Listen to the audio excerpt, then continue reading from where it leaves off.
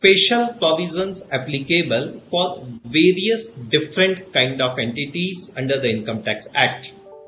Around 4 sessions, roughly 12 hours, we shall be discussing.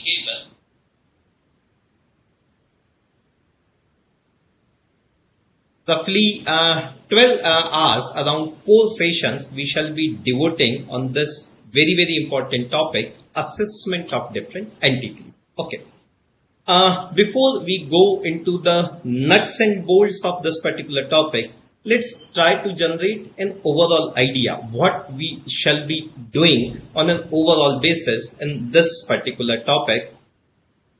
Special provisions applicable for various entities. In fact, when we talk about assessment of different entities, we actually mean special provisions applicable for various entities. Now, what happens in income tax? There are various provisions related with income, related with expenditure, which are applicable with respect to all the assessees as a whole. Whatever is the type of assessee, majority of provisions are applicable for all the assessees in a similar manner. Say for example, for calculating my business income, I have to calculate depreciation. Now for calculation of depreciation, it doesn't make any difference who is my assessee, whether my assessee is an individual or a partnership firm or a company or anybody else. The depreciation calculation has to be done in the similar manner.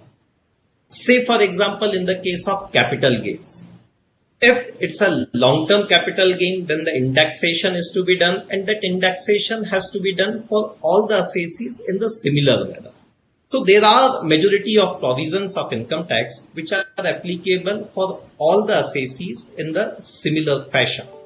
But then there are number of provisions which are applicable for a particular type of assessee. If my assessee is a company, then these special sets of provision will be applicable. If my assessee is a partnership firm, then these special provisions will be applicable apart from normal general provisions which are applicable for all the assessees. But then there are certain special provisions which are applicable for a particular specific type of entity.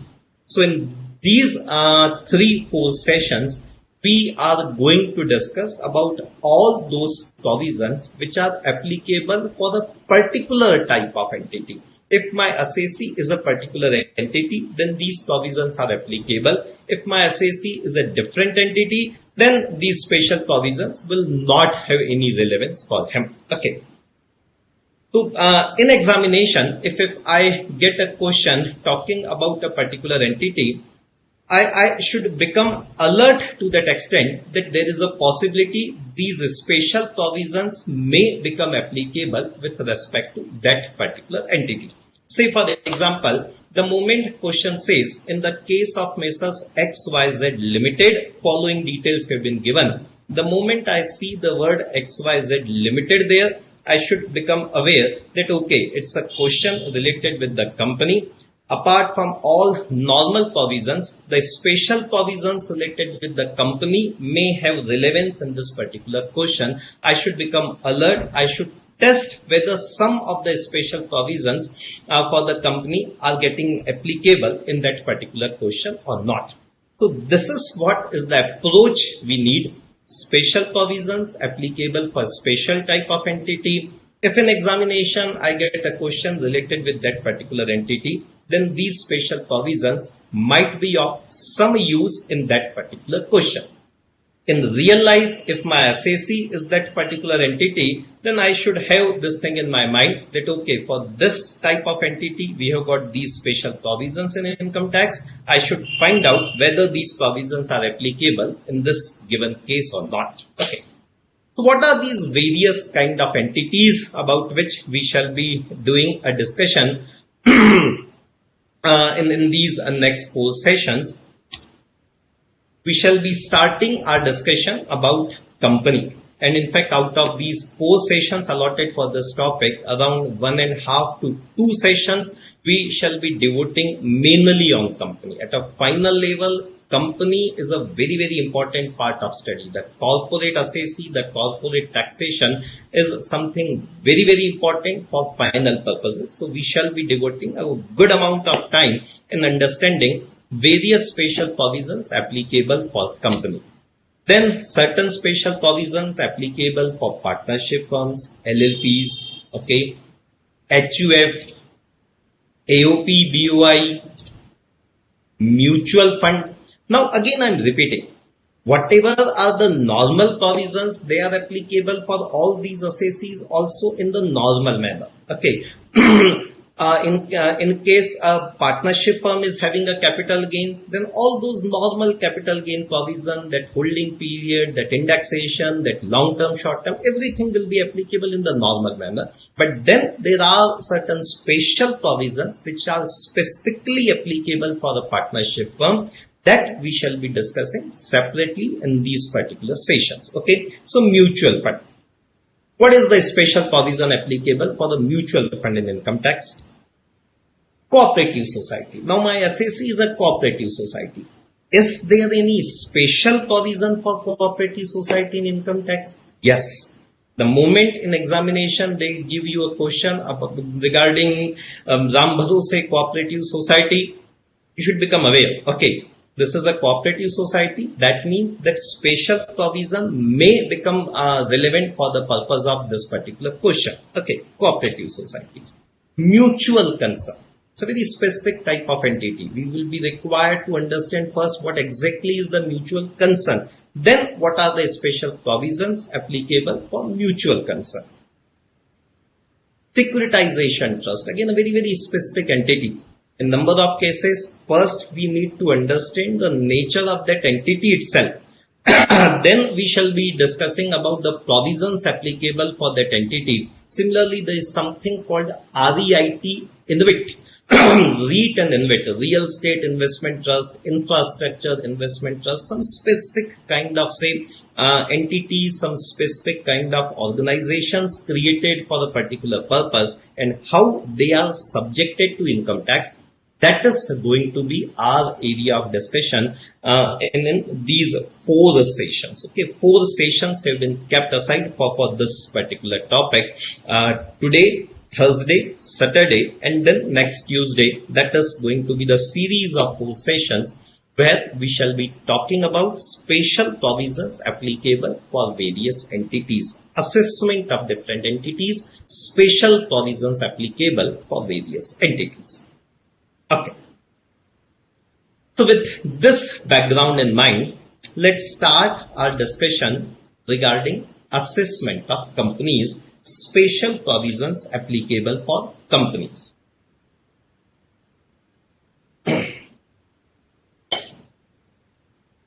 Again, allow me to repeat myself just to drive home that particular point.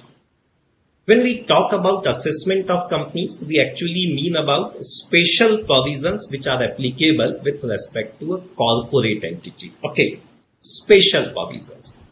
All normal provisions are applicable for companies in the normal manner, like they are applicable for any other assessee. So if there is a question how to calculate income under the head business profession for the company, all those provisions which we have discussed with respect to in a general manner, you must have studied, they are applicable for company also. Similar kind of depreciation calculation, same issues regarding more than 10,000 cash payment, same kind of say 43B disallowances, and same related party payment and disallowance because of TDS default, and all provisions are applicable for all the assessees across the board. But then when my assessee is a company, certain special provisions are applicable with respect to company. What are these special provisions? This we will be discussing. Whole of today's session at least, we shall be devoting on understanding various special provisions applicable for companies. This session and a good part of even the next session also, we shall be devoting on this assessment of companies. Okay.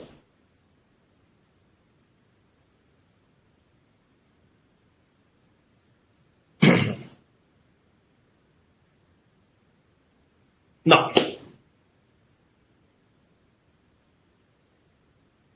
this is the complete framework of corporate taxation, the special provisions applicable for the company. The moment I talk about assessment of company, special provisions applicable for the company, these 5 provisions should be there before my eyes. Okay. Any question in examination talking about XYZ Private Limited or XYZ Limited, I should become alert.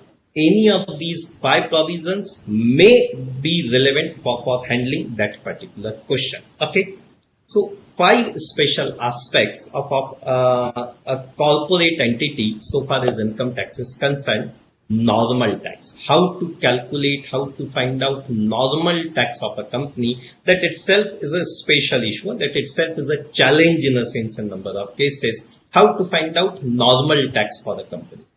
Then from this year onwards, a very, very important provision, a kind of option given to various companies, optional lower tax mechanism. Okay.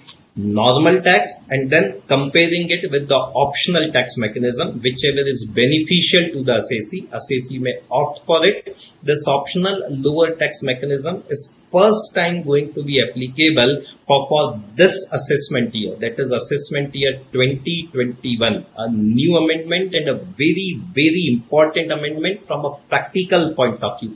So from an examination perspective also, this becomes a very, very important section, a very, very important topic, optional lower taxes for the companies. Okay, we will be studying it in great detail, what this whole optional mechanism is there.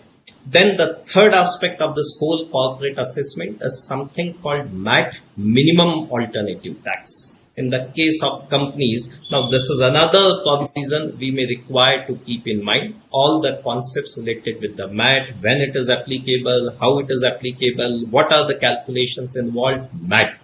After MAT, then there is something called DDT, dividend distribution tax. And then related with the DDT, there is something called BBT also, buyback tax. Dividend distribution tax and buyback tax, DDT, BBT. Okay. All these provisions are having special significance for the company. The concept of BBT, buyback tax, is relevant only when my assessee is a company. If my assessee is anybody else other than company, then this BBT, DDT has got no relevance. But if the company is a BBT, if the assessee is a company, then dividend distribution tax, then buyback tax, all these special provisions are relevant. Okay.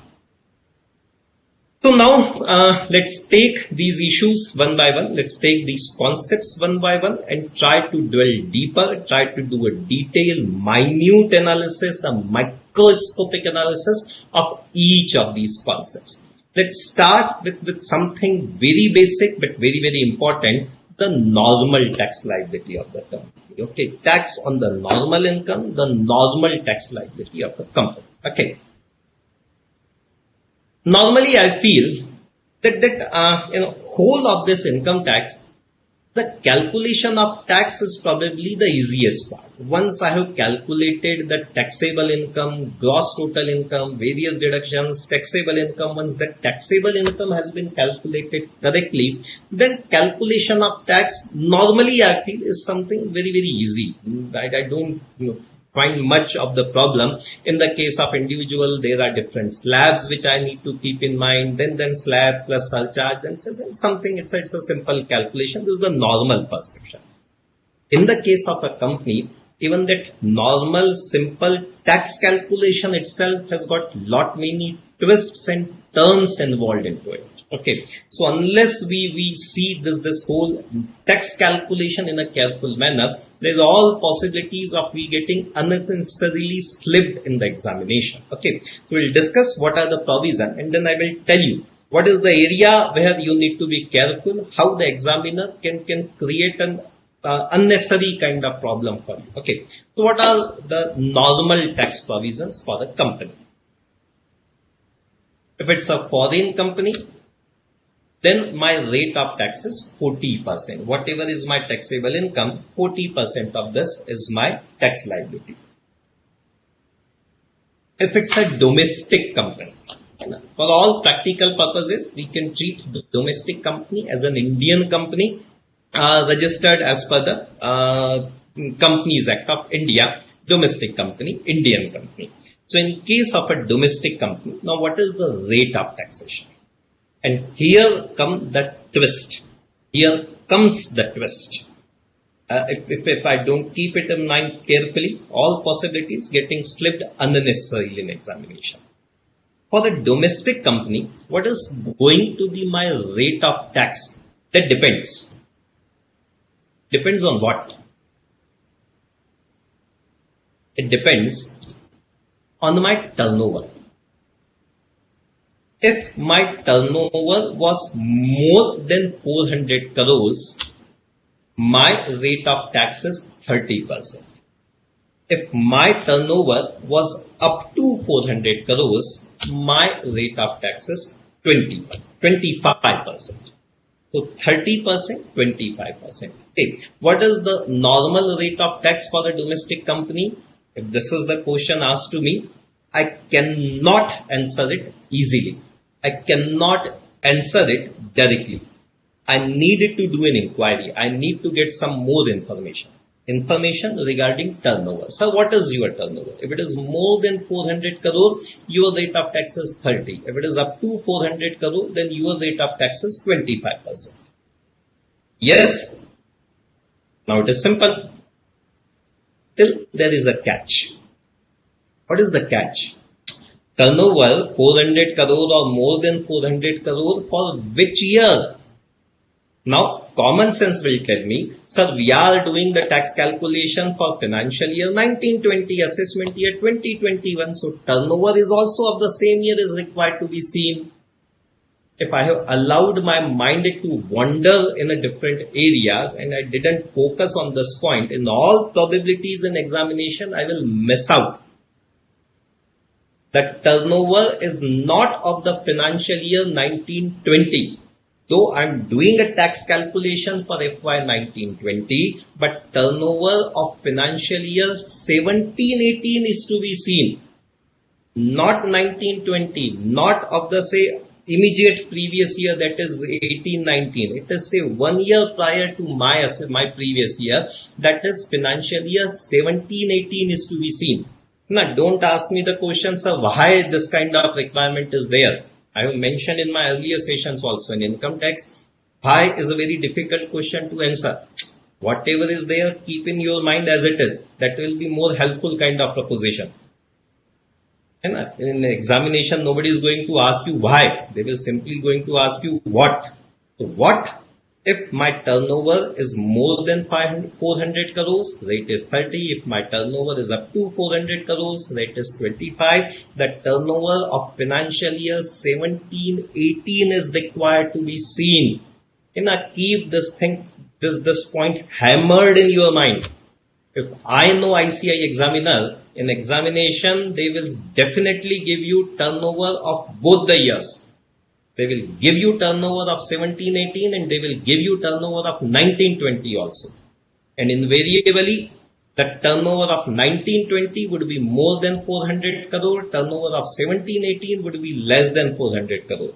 Number of students will simply ignore the figures of 1718 financial year. The common sense approach. In income tax, common sense is something very, very dangerous. Common sense will tell you that, okay, I am calculating for financial year 1920. So all figures related with FY 1920 are relevant. For the rate of tax, the turnover of financial year 1718 is required to be seen. Sometimes silly mistakes cost a lot. You might have done all the hard work, done all the calculations correctly, all deductions, allowable, disallowable, GTI, tax, chapter 6, all this blah, blah, blah, big things you might have done correctly. The last simple tax calculation, tax is 30 or 25, just a slip of mind. Just a slip of mind, just loosening your focus, and then the end result is 6 months. Even a single mistake in examination can cost you 6 months. Be very clear, be very attentive on this. Okay, let this point be hammered in your mind. For company rate of taxation, turnover of financial year 17-18 is to be seen. If it is more than 400 crore, 30%. If it is up to 400 crore, 25%. Okay. Okay. One question I would like to answer, Varun from Ghaziabad. If turnover is more than 400 crore in 17-18, then rate of 30% will be applicable for all the subsequent years. In the lighter vein, Varun, don't bother about say what will happen in the subsequent years. You are not going to face this examination in subsequent years. Yeah, you are going to pass in this year itself. So don't get bothered about this. Frankly speaking, what will happen for the subsequent year, say subsequent finance and subsequent budget will tell. Right now, we are talking about financial year 19-20, assessment year 2021. For this 17-18 financial year is important. Okay. So first thing is regarding this normal rate of tax. A very simple, innocuous looking kind of provision, but that has got a very serious twist involved in it. Fine. Let's move further. After this tax, now there is an issue related with the surcharge and cess.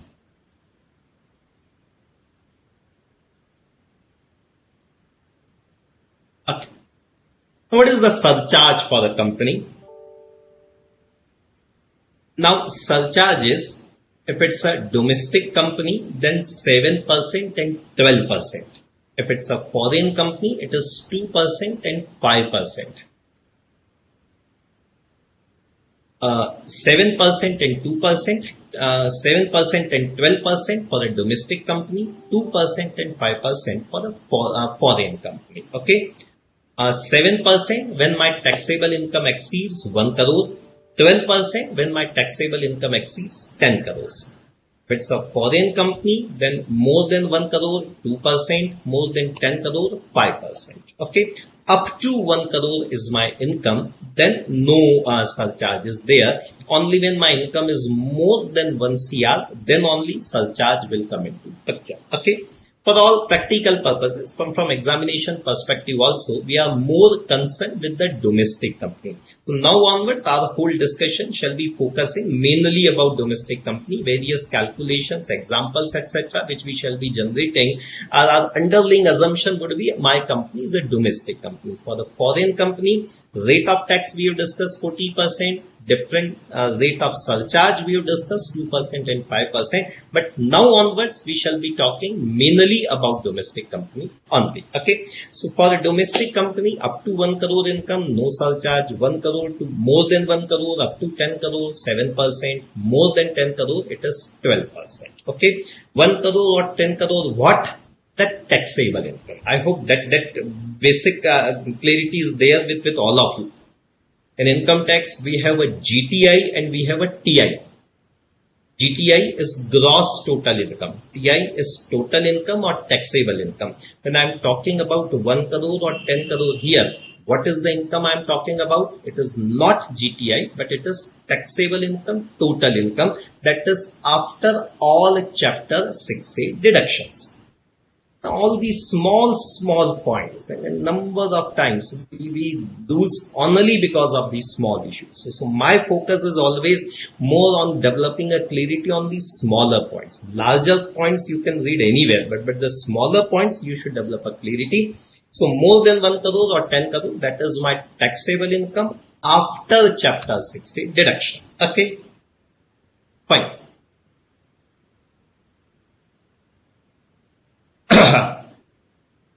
After surcharge, then there is this cess, which is uniform for all the assessees, 4%. 4% of what? Of tax plus surcharge. The cess is there. Okay.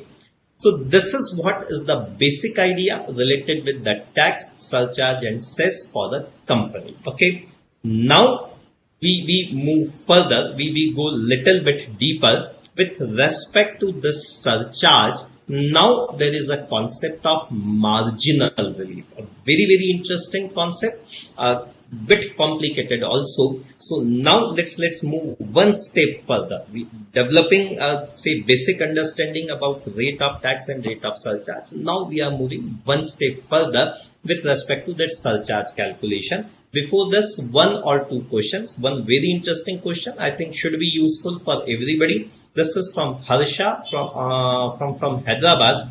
If company has been incorporated after FY 17-18, then which year turnover is required to be considered? Very good question, Harsha, and useful for everybody. So that's why I'm answering it in quite detail. We have seen FY 17-18 turnover is to be seen more than 400 up to 400. That will determine my rate of taxation for PY 19-20. Now, company was not at all there in 17-18. It has been formed, incorporated in FY 18-19 only. So now, which rate is to be seen? Okay, the simple answer is that if the company was not there in 17-18, that means I can take the turnover of 17-18 as 0, less than 400 crores, and I can take 25% as my rate of tax.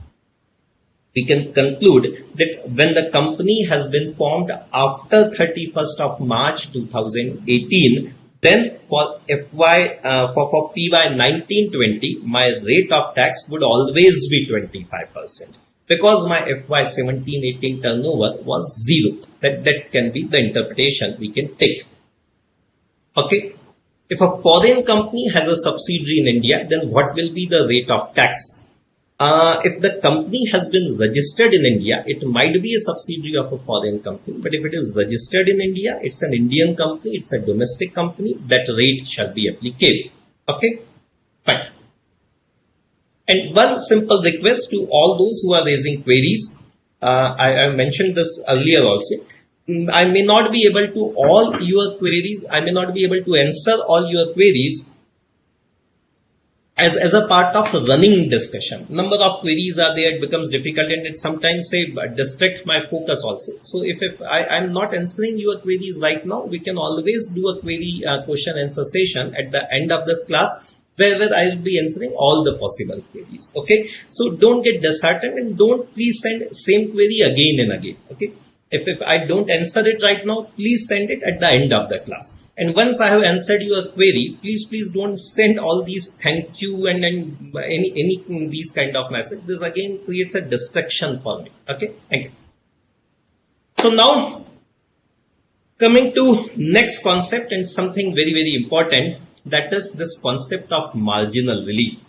Okay, the concept of marginal relief we are discussing with respect to corporate assessees, but this is applicable for all the assessees. The concept is applicable for all the assessees. So here we shall be generating that idea, and then same idea you can apply with respect to all other assessees also. Okay, the percentage might differ for different assessees, but the process, the concept is going to remain same. The methodology is going to remain same.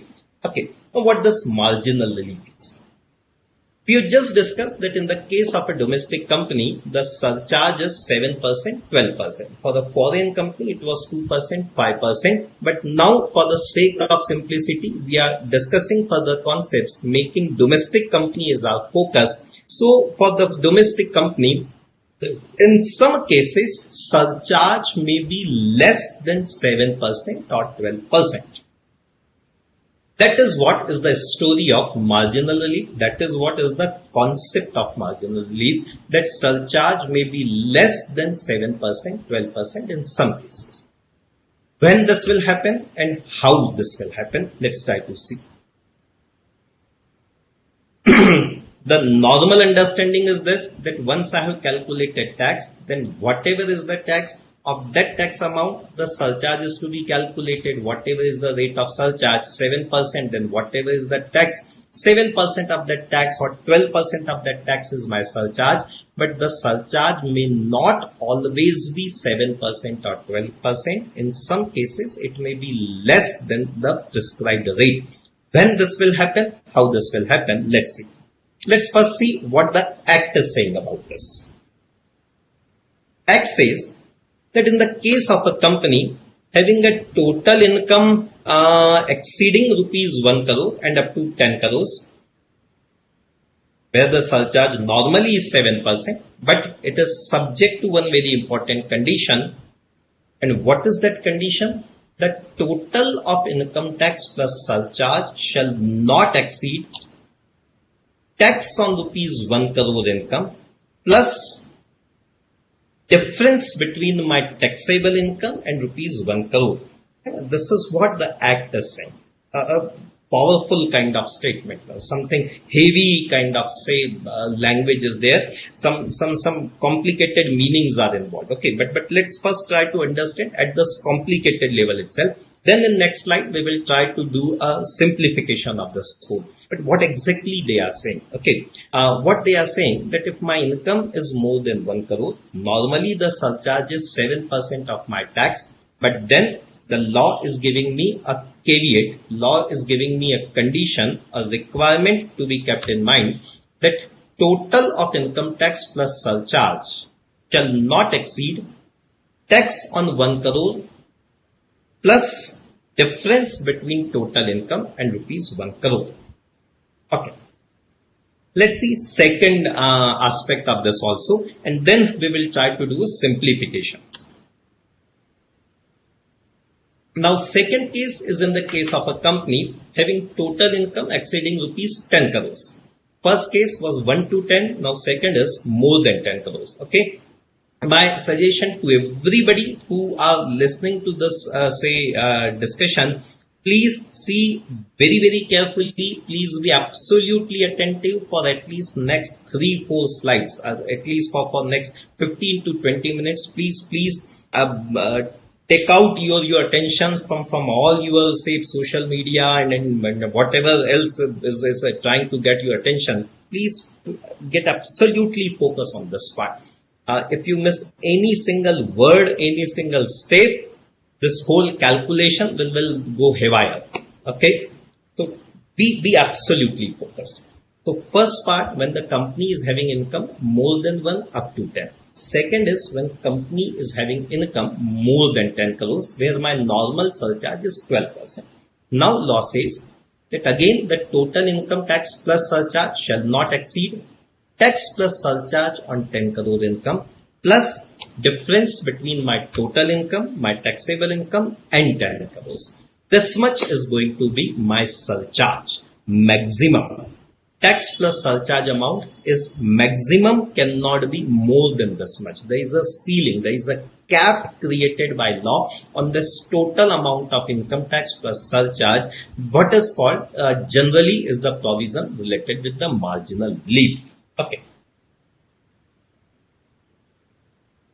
My suggestion is just read this particular slide for say 30 seconds to 1 minute. And then in the next slide, we will try to do a simplification of it. But let this concept first go in mind at this, say, difficult level itself.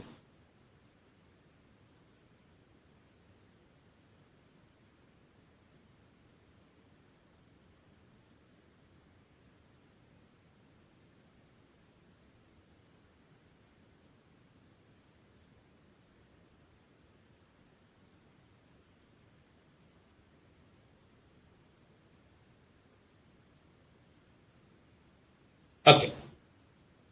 Fine. Now this whole concept is called concept of marginal relief. The Act is trying to provide me some sort of relief here by putting a maximum limit on the amount of tax plus surcharge which can be demanded from the assessee. Okay, they are putting a maximum ceiling. So some sort of relief they are providing to me. A very interesting point related with this, the direct exam oriented approach which we need to generate. This whole calculation, this what is being called marginal relief.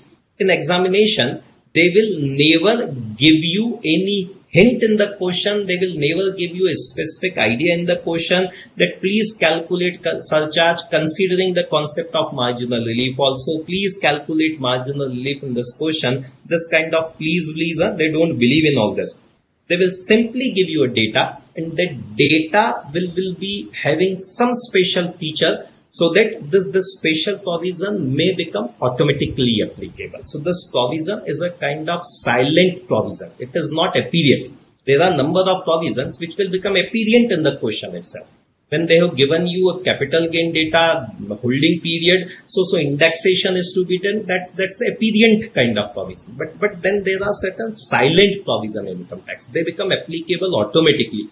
The question does not give you any hint about it. Say for example, in the case of a salary income, that's standard deduction, and it has to be given automatically. Question will not tell you please calculate standard deduction. In the case of that house property income, again that 30%, that's automatic deduction. Number of cases, this is a problem. I may miss out on that particular provision. It doesn't get clicked to me in examination. This marginal relief is of the same category of a higher level of complication. Because this whole calculation, psychologically speaking, I will be doing at the end of the question.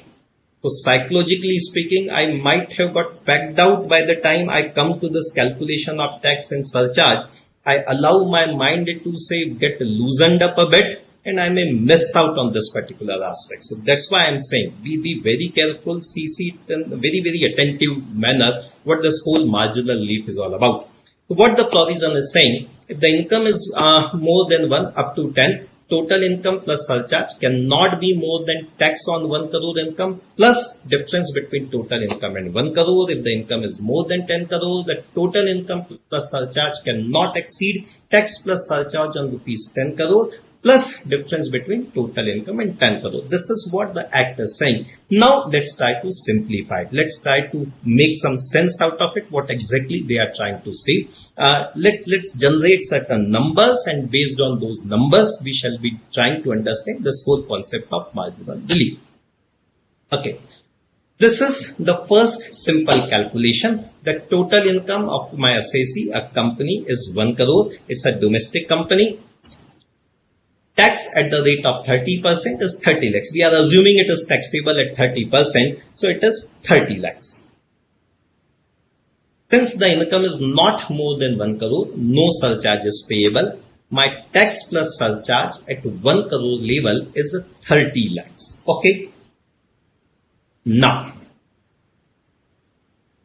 second case. My total income is 1 crore 1 lakh. Now see this thing carefully. This information we shall be requiring later on. Now my excess income is 1 lakh. What is my excess income? The difference between my total income and rupees 1 crore. The income exceeding 1 crore, the income exceeding surcharge threshold is 1 lakh. Okay, just keep this 1 lakh in back of your mind. We'll be requiring this 1 lakh later on. Okay, now the normal calculation on this 1 crore 1 lakh income. My tax liability at the rate of 30% shall be 30 lakhs 30,000. Keep your calculators with you. Just keep on doing these calculations along with me. So these calculations are pretty okay, but once you calculate it on your own, you develop a confidence kind of thing.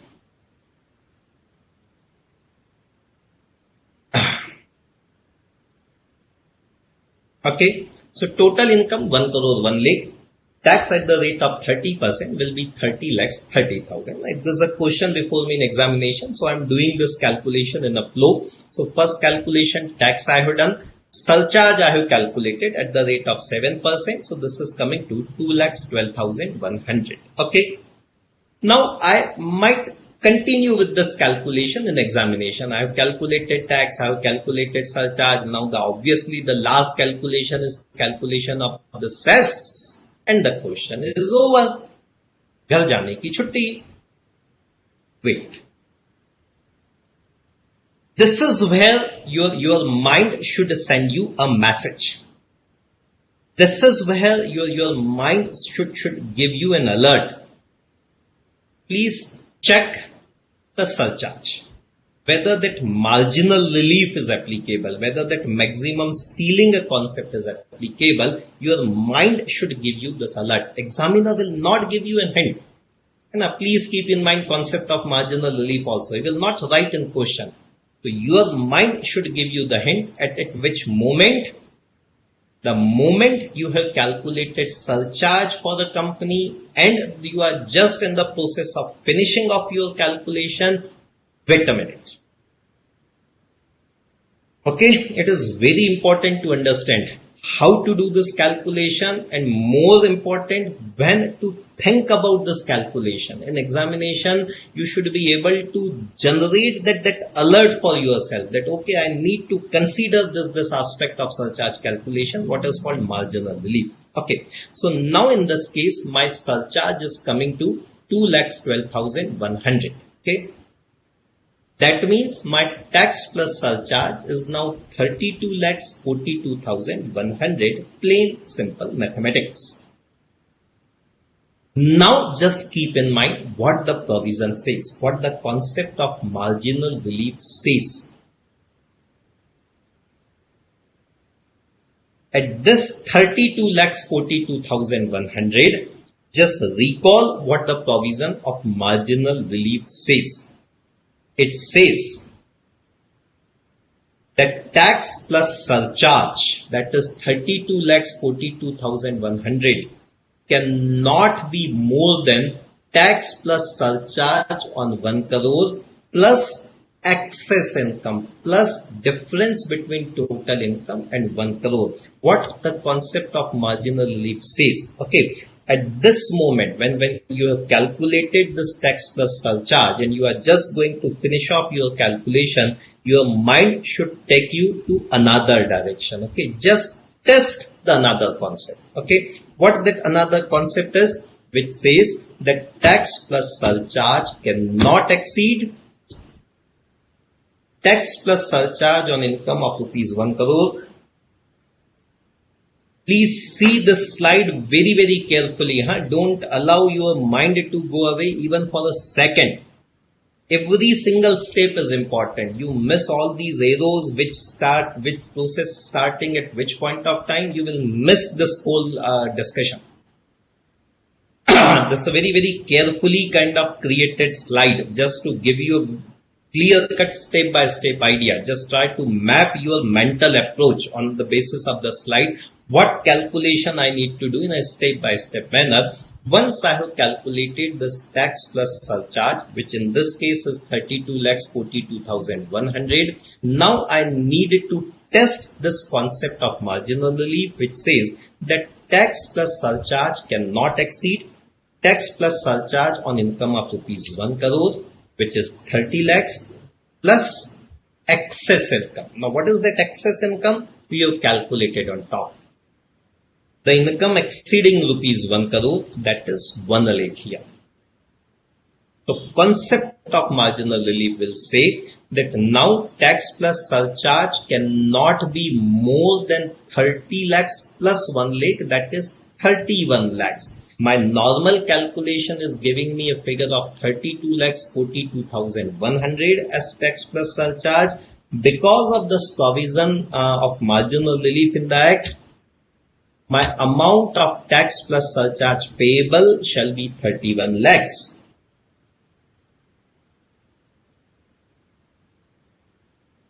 Okay. This is what is the concept of marginal relief. What we can say that assessee has got a marginal relief of 1,42,100. The tax payable shall be 31 lakhs, not 32,42,100, but it will be 31 lakhs because the marginal relief provisions coming into picture. Now I have calculated that 31 lakhs, then the final last calculation, that is the cess, which is at the rate of 4% of this 31 lakhs, 1,24,000. So total amount payable by a company in this case would be 32,24,000. If my total income is 1 crore 1 lakh and my tax rate is 30%, my tax plus surcharge plus cess payable would be 32,24,000. If somebody asks how much is the relief I have got, Normal provision, the tax plus surcharge would have been 32 lakhs 42,100. Because of the special provision of marginal relief, my tax plus surcharge payable is 31 lakhs. That means my assessee has got marginal relief of 1,42,100. Okay.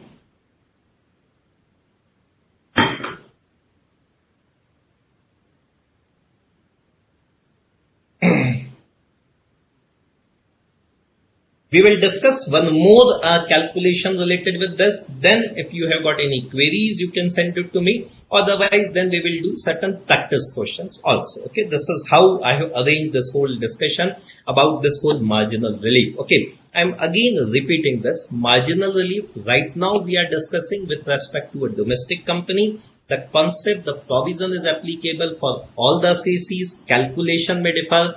Even for individual also, whenever surcharge comes into picture, this marginal relief comes into picture, their rate of surcharge differs, the threshold of surcharge differs, but the concept remains same. So if you get a conceptual clarity here, if we get a conceptual clarity here, then you can apply this concept to say all other assessees also. Okay, the basic calculation what we have done, that is with respect to 1 crore income. If we have to take that 1 crore calculation to its logical end, then there will be a cess coming into picture here also.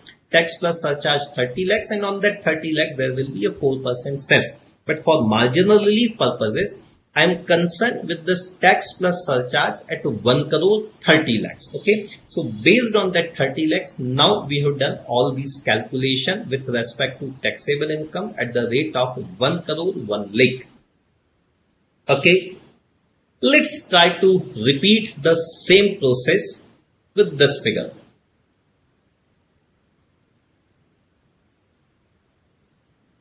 Okay, now allow your mind to flow in the manner which we have tried to develop here. That step by step approach should be generated in your mind. You need to program your mind. In examination, it is not the computer which is doing the calculation. This is your mind who is doing the calculation. So you need to program your mind like a computer, like a software does the calculation in a step-by-step manner. So if my income is 1 crore 2 lakhs, first the excess income here, now I am having back of my mind 2 lakhs. The tax here at the rate of 30% would be 30 lakh 60,000. Simple. Normal surcharge 2,14,200. So my tax plus surcharge would be 32,74,200. At this point, I needed to test whether this concept of marginal relief is coming into picture, whether my tax plus surcharge is more than 30 lakhs plus 2 lakhs. 30 lakhs is tax plus surcharge on 1 crore, 2 lakhs is the excess income. So my tax plus surcharge here is more than 32 lakhs. Marginal relief says that maximum amount I am required to pay is 32 lakhs only. On this 32 lakhs, cess will be calculated. 33 lakhs 28,000 shall be the final tax payable by my assessee. If somebody asks how much is the relief assessee has got, the marginal relief he has got is this 74,200.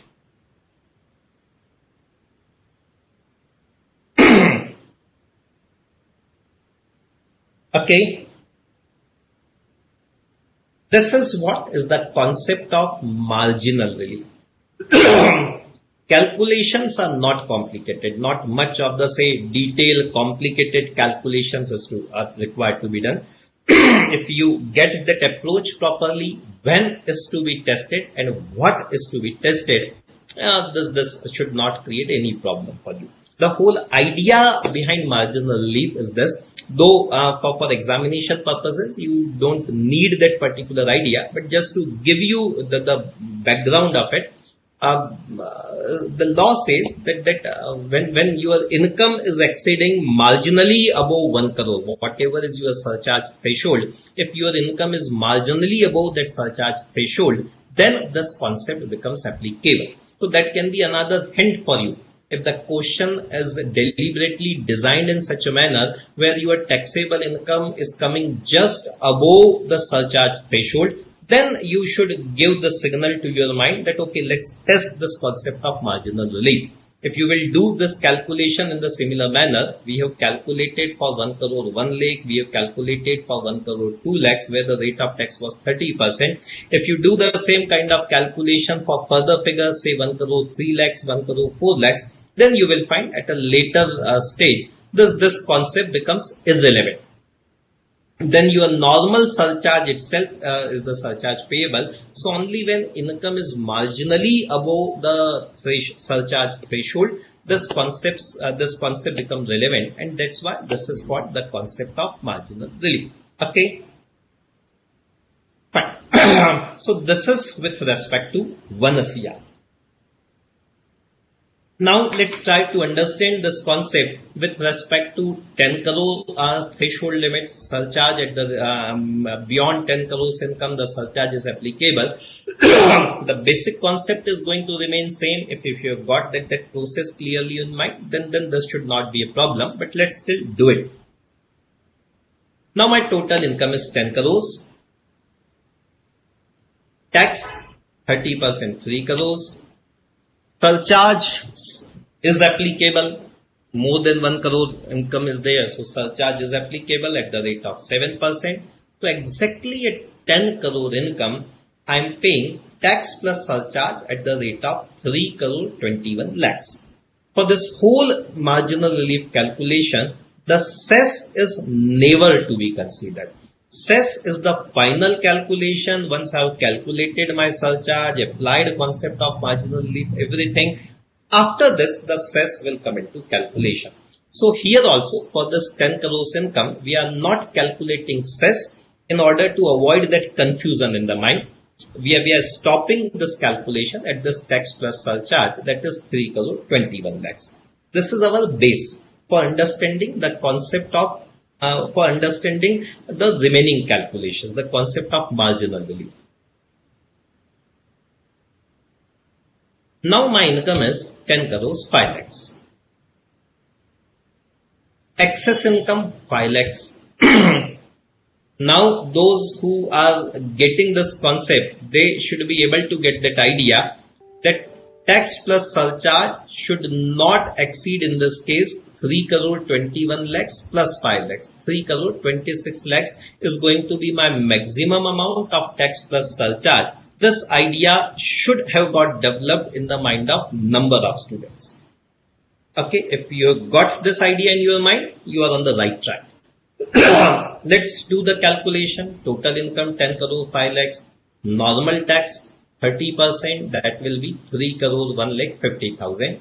Now my surcharge would be 12%. So surcharge would be 12%, 36 lakhs 18,000. Tax plus surcharge in the normal manner would be 3 crore 37 lakh 68,000. A student in examination who is not aware about this concept of marginal relief, or who is aware but is not able to recall it at the right moment in the examination, he will do his calculation simply. 337.68 is tax plus surcharge. On this he will add 4%, and then he will feel that okay, 10 out of 10 has been secured. Little did he realize, poor guy, that this marginal relief itself has got a weightage of at least 3 marks in that question. Okay, so now at this moment, when I have calculated my tax plus surcharge in the normal manner, my mind is already giving me an indication that my income is just above the threshold limit. It is just above the surcharge threshold. It is marginally above the surcharge threshold. So yeah, let's test this concept of marginal relief. What it says: tax plus surcharge cannot exceed tax plus surcharge on the income of 10 crores, that is 3 crore 21 lakhs, plus excess income, that is 5 lakhs. So my tax plus surcharge, which is right now 337.68, it cannot be more than 3 crore 26 lakhs. This is what is the tax plus surcharge payable by me, 3 crore 26 lakhs. Not 3 crore 37 lakhs 68,000, but 3 crore 26 lakhs is the tax plus surcharge payable. Then, if the question has asked me to find out the say tax liability of the assessee, final tax liability, then the cess of 4%, which is on 3 crore 26 lakhs. Okay. How much is the relief I have got? Normally, I would have paid 337.68. Now I am paying 326. So marginal relief is 11,68,000 in this case. Let's do one more calculation. Let's get this concept clear for life now. If you are able to get this process hammered in your mind, then this marginal relief would be absolutely clear to you. In real life, all these calculations are done by software. And my personal experience, number of cases, softwares also commit mistake.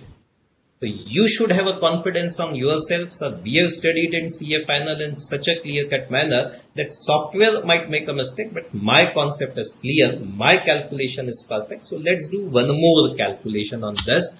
Now the total income is 10 crore 10 lakhs.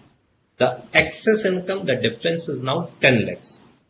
The simple idea, tax plus surcharge cannot be more than 321 plus 10. It cannot be more than 3 crore 31 lakhs. Normal tax at the rate of 30%, 3 crore 3 lakhs. Cess 36 lakhs 36,000. So normal tax plus surcharge is 339,636. Loss says it cannot be more than 3,31,000. So I will take 3,31,000 as tax and surcharge payable by me. This will be 4% of that 3,31,000, 13,24,000. So final amount payable would be 331 plus this 13.24. How much marginal relief I have got? 339.36 minus 3,31,000, 8,36,000 is the marginal relief my assessee has got.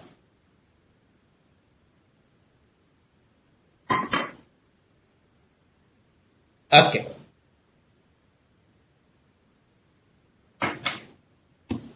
So this is what is the calculations related with the surcharge. Marginal relief may come into picture when my income is marginally above the surcharge threshold limit. So whenever I am calculating the surcharge, I should be aware that okay, marginal relief may come into picture. I needed to test that whether my tax plus surcharge is more than tax plus surcharge at surcharge limit plus the excess income. That kind of testing I need to do. Okay. So now what we can do after discussing all these things in a thorough, exhaustive manner, let's try to test ourselves.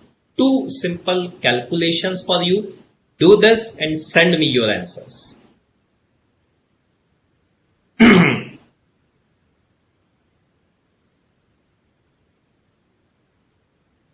Calculate the tax payable including cess. And when the question is saying tax payable including cess, that means surcharge automatically comes into picture in between. Two companies, one rate of taxation 30%, second is rate of taxation 25%. And because right now we are focusing on the concept of marginal relief, that's why the question has given you the rate of tax.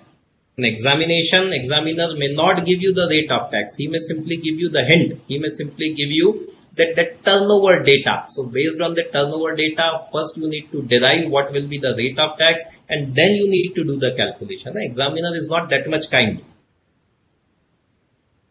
Let's do this calculation. Send me the answers. A and B. And as usual, I will be able to announce the names of only first 5 correct answers. Take your time, do the calculation.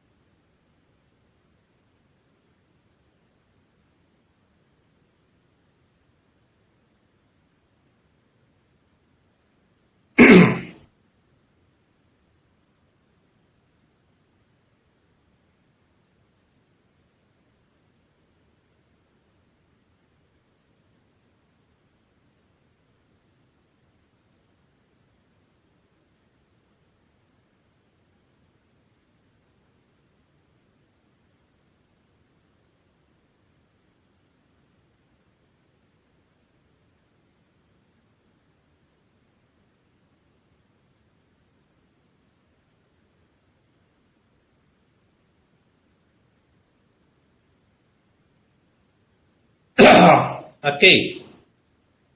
The first correct answer I have got is from Nitish Gupta from Ludhiana.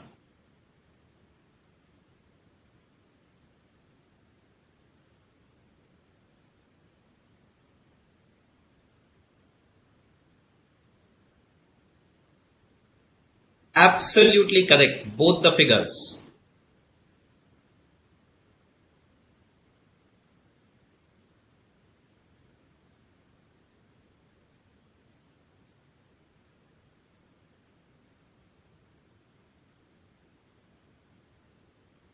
Okay.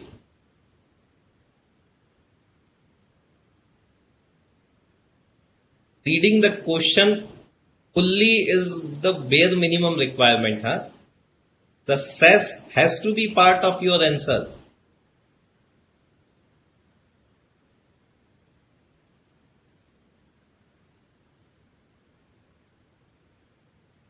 Hinna from Delhi, please check for the second company. For Kathmandu Limited, please recheck. For Indore Limited, you are right.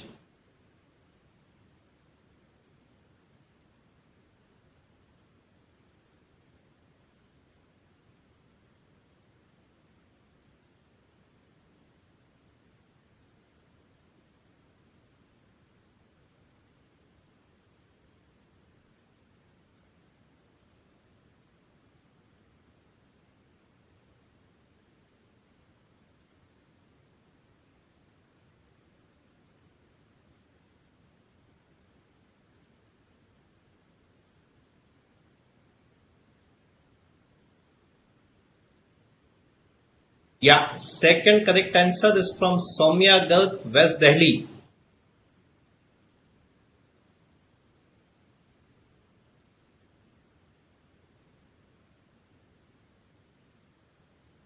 Yeah, third is from Sneha Chitrala. I think she is from Andhra Pradesh. Right.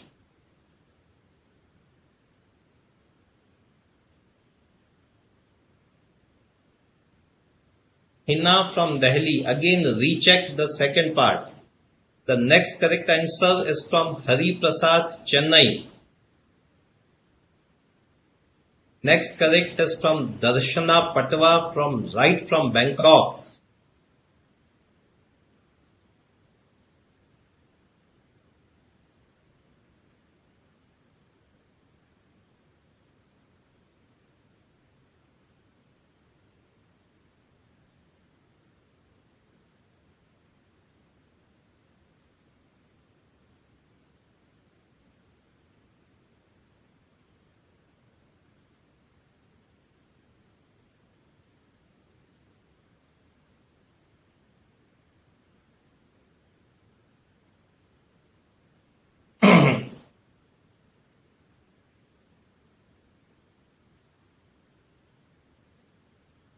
Okay, so I think we have got our early five. Yeah. So let's see the calculations. Okay, all those who have missed it here or there, let's again see the calculation.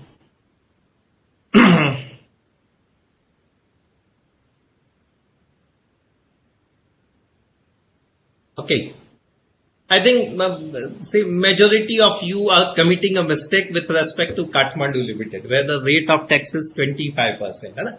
Because all our earlier discussion was with respect to 30%, so probably it was easier to say follow that discussion. See, the percentages are not important, the figures are not important, the methodology is important. And if you have got one methodology cleared in your mind, then whatever is the percentage, that's a simply job of calculator. Let's see it. Okay. Please focus again. Everybody, my request is this, please concentrate. If my income is 1 crore 3 lakhs, this is for our first company Indore Limited. Tax at the rate of 30% is 30 lakhs 90,000. Normal surcharge would have been 2,16,300. So normal tax plus surcharge would have been 33,06,300. Now my concept says that my tax plus surcharge cannot be more than tax plus surcharge at 1 crore plus excess income. Okay. So my tax plus surcharge, now this is the side calculation, and in examination this is going to be my working note kind of calculation. Tax plus surcharge on 1 crore is 30 lakhs. Excess income I am having 3 lakhs. My income exceeding surcharge threshold is 3 lakhs. So maximum tax plus surcharge would be 33 lakhs. Not 33 lakhs 6,300, but it would be 33 lakhs. On this 33 lakhs, now I will have a 4% cess. So final amount payable would have been 34 lakhs 32,000. 6,300 is the marginal relief. But the final amount payable would have been 34 lakhs 32,000, which majority of you have got correct. Okay. Including Sanjay Kumar, Ravi Thija, Swathi from Coimbatore, Devija from Kollam, majority of you, Kalaivani from Chennai, Hari Prasad from Chennai, Hina from, majority of you have got this thing correct, 34 lakhs 32,000. Now the second case, I have deliberately given you a different data just to test you, just to test the clarity of concept in your mind. Okay. Whether that approach has got registered in the mind properly or not. Now in second case also, that Kathmandu Limited, my total income is 1 crore 3 lakhs. Tax at the rate of 25% would be 25 lakhs 75,000. Normal surcharge would have been 1 lakh 80,250. So normal surcharge would have been 27 lakhs 55,250. Now I need to test. I don't know whether marginal relief would apply here or not. I need to test. What I need to test?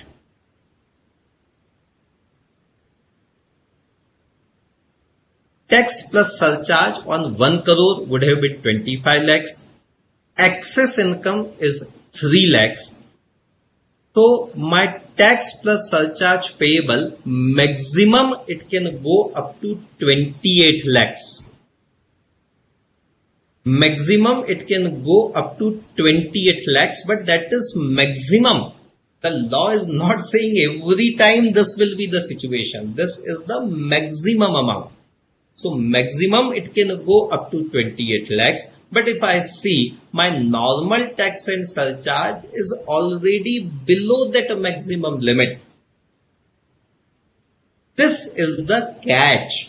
This is the concept.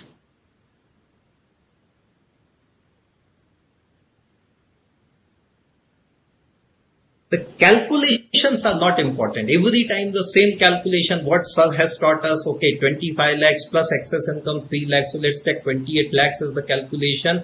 No. All those who are getting this 29 lakhs 12,000 as the answer, I can read your mind, where your mind has committed mistake. You got the calculations right, but you got the concept wrong.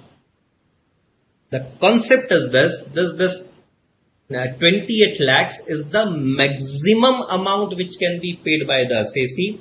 By the normal provision, I am already paying 27 lakhs 55,250. I am not paying more than this maximum amount. So my normal calculation will prevail here. 27 lakhs 55,250 would be my tax plus surcharge. Cess would be on this 1,10,210.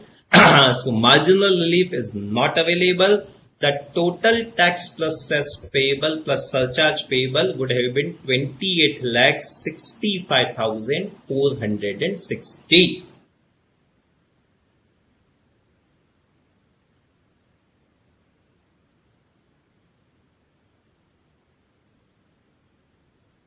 Okay.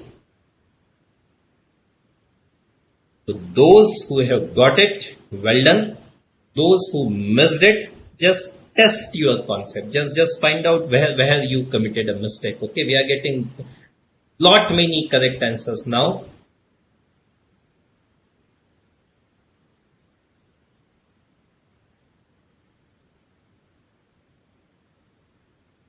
Okay. Ayushi from Kolkata, thank you for pointing out a typo in the PPT. This says 4% of 31 lakhs. It should be says 4% of 33 lakhs. Okay, PPT, there is some typing mistake. 4% of 33 lakhs is the cess in the first calculation. Fine. But all of you, I hope now you are able to get that concept properly, that calculation should be now clear in your mind. Apart from the calculation, the concept. When this whole calculation is applicable, tax plus surcharge cannot be more than 28 lakhs in our second question. 28 lakhs is the maximum amount. My normal calculation is already less. This is a relief act is giving to me. So relief provision cannot result in me paying an extra tax. If I'm already paying a lower amount of tax, 2755 250, then that will prevail. That calculation will remain as it is. Okay. My sincere suggestion is do some more calculations on your own. Try to generate certain numbers and do this calculation. Whether your answer is correct or not, you can find any online number of say online tax calculators which will give you a correct answer. So just do some more practice based on this. You will be able to develop a good grip over this whole calculation.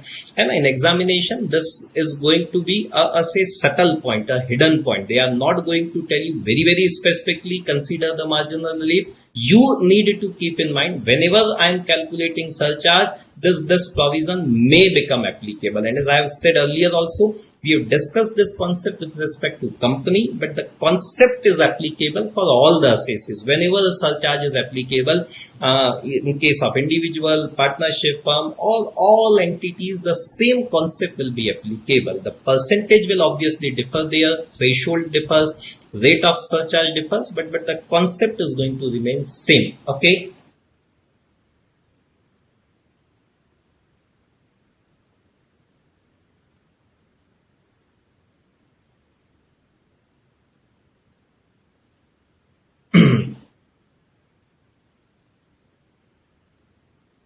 Fine.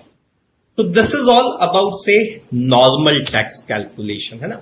This completes our first part of discussion related with the corporate assessee. We have just covered the basic normal tax calculation, something which I feel is a very simple part of overall income tax. Now we have seen that how much clarity is required there also, what is the normal rate of tax, what is the surcharge, what are the issues involved in this whole calculation of surcharge. Okay, now we move to second part of this corporate assessment, the special provisions applicable for the company, the second special point. Okay, and that is an optional lower rate of tax mechanism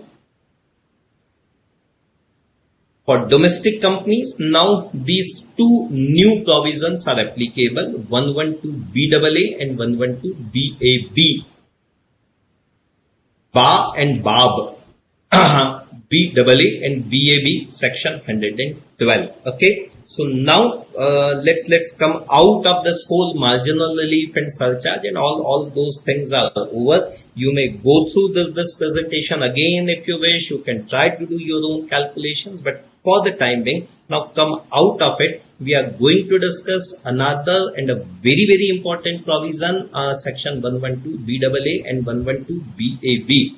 For this attempt, for this next attempt, assessment year 2021, previous year 1920, These two sections I can tell you are very, very important. Okay, because plain and simple, they are new amendments and new amendments with and very powerful kind of amendments. Okay, applicable for all the companies, all the domestic companies across the board. Right now, today, when companies are in the process of finalizing their tax returns for AY 2021, every company in India is say analyzing this particular section 112 BAA, 112 BAB. So something which is important from a practical perspective, definitely very, very important from an examination perspective also. So let's start now focusing on these two very important sections. Okay, and they have got a very different flavor. They are not like our any routine deduction, allowability, disallowability kind of thing. Very different flavor. So again, unless you get these provisions in its totality, you will miss out on number of issues. Okay, so let's try to do a detailed but a simple comprehensive analysis. What these two sections are saying, these two sections are talking about number of special provisions applicable for the companies. Okay, first of all, they are providing a special lower rate of tax. 30%, 25% we have just discussed. Now these two sections are providing special lower rate of tax, optional rates of corporate tax. The first basic idea related with both of these sections is the optional rate of corporate tax. What are these optional rate? For all domestic companies, this optional rate of corporate tax is 22%. Instead of that 30-25, this will be 22%, section 115 BAA. For new manufacturing company, it will be 15%, section 115 BAB. In the books, in the Act, you will find both these sections being discussed separately one by one. But as we have done in my sessions, a number of earlier sessions also, I tried to do a comprehensive discussion. So common nature provisions we are discussing commonly. Okay, we are discussing both the sections together.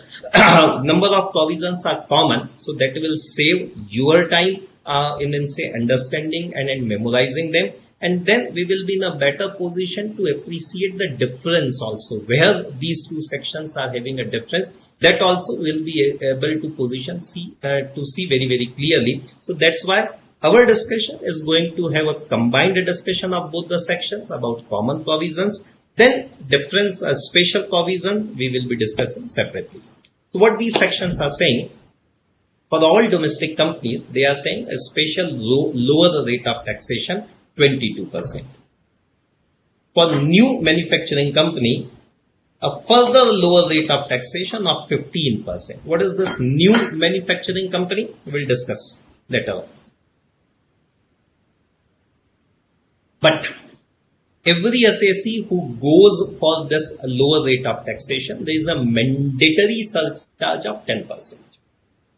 Normal rate of tax, you have slab up to 1 crore, 1 to 10, beyond 10. Here there is no slab, there is no threshold. Even 1 rupee income, a single rupee income, if you go for these sections, then surcharge is applicable, 10% mandatory. This 4% of tax plus surcharge, it is there like all other cases. MAT is not applicable. In our discussion, we shall be talking about MAT later on, but right now here itself, you can keep this thing in mind that if the company goes for these optional rate of taxation, then the MAT is not applicable. Okay. In MAT, we shall be discussing a concept about carry forward of MAT credit. For these companies going for this option, since MAT itself is not applicable, so any earlier period carried forward MAT credit is also not available here. Okay. When we will discuss about MAT, we will talk about MAT credit also, but just keep this thing in mind from here itself that for these companies who go for this 115 BAA, BAB, MAT is not applicable, and then carry forward MAT credit is also not available. Okay. Now, let's try to develop that concept in mind. What is happening?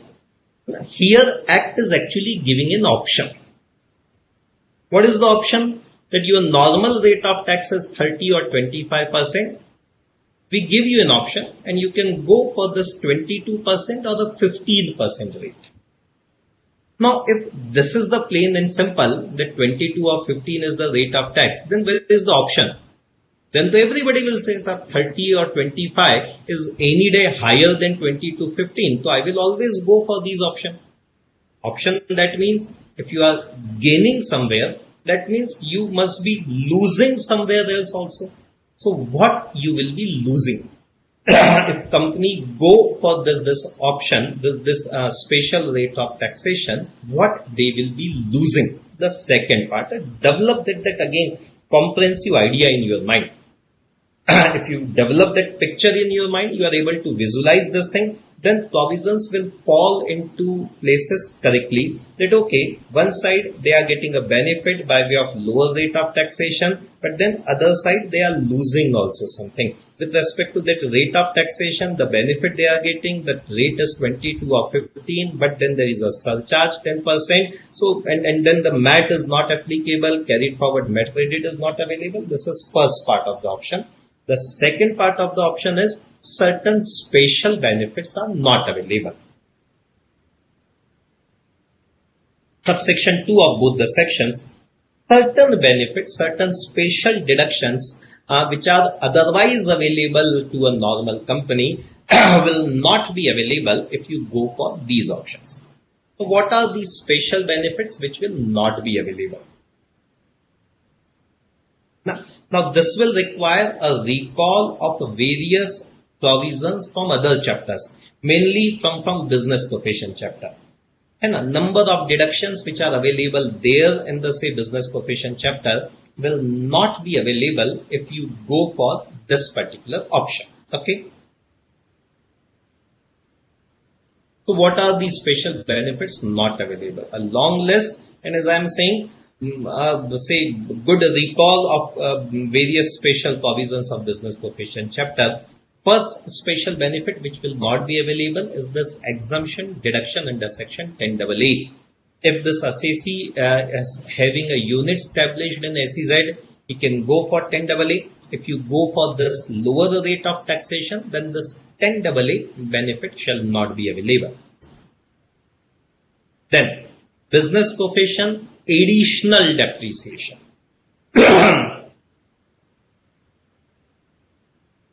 You should be able to recall that when you calculate depreciation, there is a concept of 20% of the cost of new machinery being allowed as an additional depreciation.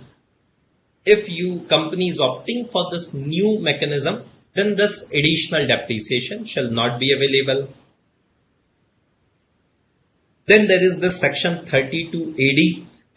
In certain cases, states like Andhra Pradesh, Telangana, Bihar, Bengal, for say manufacturing units, there is this investment allowance 32AD kind of thing available, 15% of cost of new machinery. If you go for this optional rate, this 15% investment allowance is not available. Tea, coffee or rubber business, special deduction under 33AB, not allowed now. If you go for this option, then this is not allowed.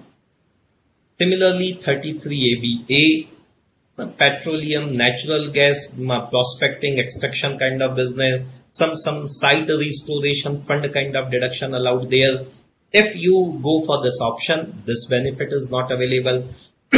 Section 35AD, capital expenditure for certain businesses are allowed as deduction 100%. If you go for this option, that special benefit is not available.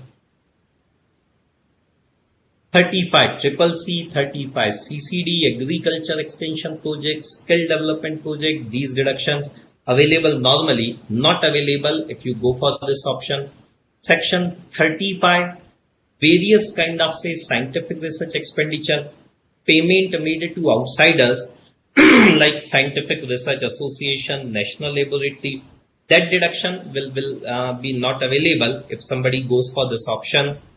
Again, scientific research, approved in-house scientific research facility. If somebody is having an approved in-house scientific research facility, then a deduction specially is allowed under section 35 2AB. That is again not available. if you go for these options under 115BAA, 115BAB, any deduction under Chapter 6A, Part C.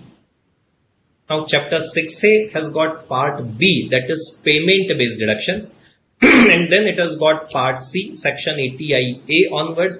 All these deductions will not be available except deduction under Section 80JJAA. 80JJAA, that is for say wages paid to the additional employees. 30% of these wages are allowed as deduction, 30% in 3 years. So that 80JJAA deduction is available. Any other deduction in Chapter 6A Part C shall not be available if company goes for these options under Section 115BAA-BAB. Chapter 6A Part C. See very carefully. Whole of Chapter 6A is not available. It is not the provision. The provision is only Part C deductions will not be available. Say for example, there is a deduction under Section 80G of Chapter 6A. That 80G deduction is not Part C. It is Part B that is allowed. Even if company goes for this optional rate of taxation, 80G is available. 80IA onwards, whatever deductions are there, except 80JJAA, that will not be available if company goes for this optional rate mechanism. And then any carry forward loss or carry forward depreciation which is related with above deductions, that will not be allowed. Other carry forward losses, other carry forward depreciation, that will be allowed. Any loss, any carried forward depreciation, say for example in case of depreciation, that additional 20% depreciation is not allowed. So any unabsorbed depreciation being carried forward, in that unabsorbed depreciation, if there is any component of that 20% additional depreciation, that will not be allowed. Normal carry forward loss, normal carried forward depreciation, that will be allowed, but any carry forward loss, carried forward depreciation related with above deductions, that will not be allowed. So this is the long list of say special benefits which will not be available. So now this sets the basic picture for us. If you go for these options, then the lower the rate of taxation, but then you will be losing on this special benefit. So now law says ultimately that this whole structure is optional. A company may decide, I don't bother about all this jugglery, what is allowed, what is not allowed. I'm so happy with my normal manner of say tax liabilities. So they can remain in the say normal calculations where all these special benefits will be available, but then the rate of tax will be 25%, 30%, normal rate, normal surcharge, all normal provision will be applicable. They may decide to go for this lower mechanism by losing these kind of benefits. So this whole new structure is optional. Now, if it is an option, it needs to be exercised. When it needs to be exercised? Before the due date of ITR. Due date of ITR. If you don't exercise, by default, normal rate will be applicable. Okay. Now, with respect to 115BAB, new manufacturing company, you have to exercise this option in the very first year. When you start your operation, in that year itself, you need to decide special rate or normal rate, lower rate or normal rate in the first year itself. All other domestic companies, 115BAA case, they may exercise the option in the subsequent year. It is getting applicable from AY 2021. So all other companies may decide, yeah, we don't want it in 2021. We will take this option in say 21-22. That is permissible. New manufacturing company, 115BAB, they have to apply in the first year of operation itself. Okay, if this is your first year of operation, you need to apply for this option in the current year. Otherwise, then you will never be allowed this optional mechanism. Okay, once exercised, you cannot withdraw it. To decide, whether you want to go for this mechanism or not. If you go, then you cannot come out. However, there is a way to come out of this provision. What is the way? Commit a breach.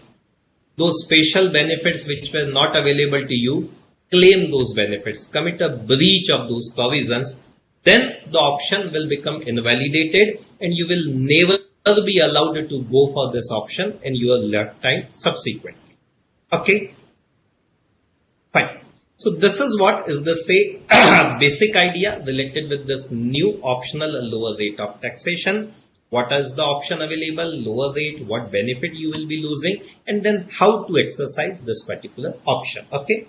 At this point of time, we are breaking our discussion. Let's take a quick break. Some specific provisions related with the new manufacturing company that we need to discuss, 115 BAB. And then we will start our say next topic of discussion related with the corporate assessment. But right now, let's go for a quick break. It is 7:32 in my watch right now. So we will reassemble sharp at 7:45 for continuing our discussion further. Okay, 7:45 we will restart our discussion.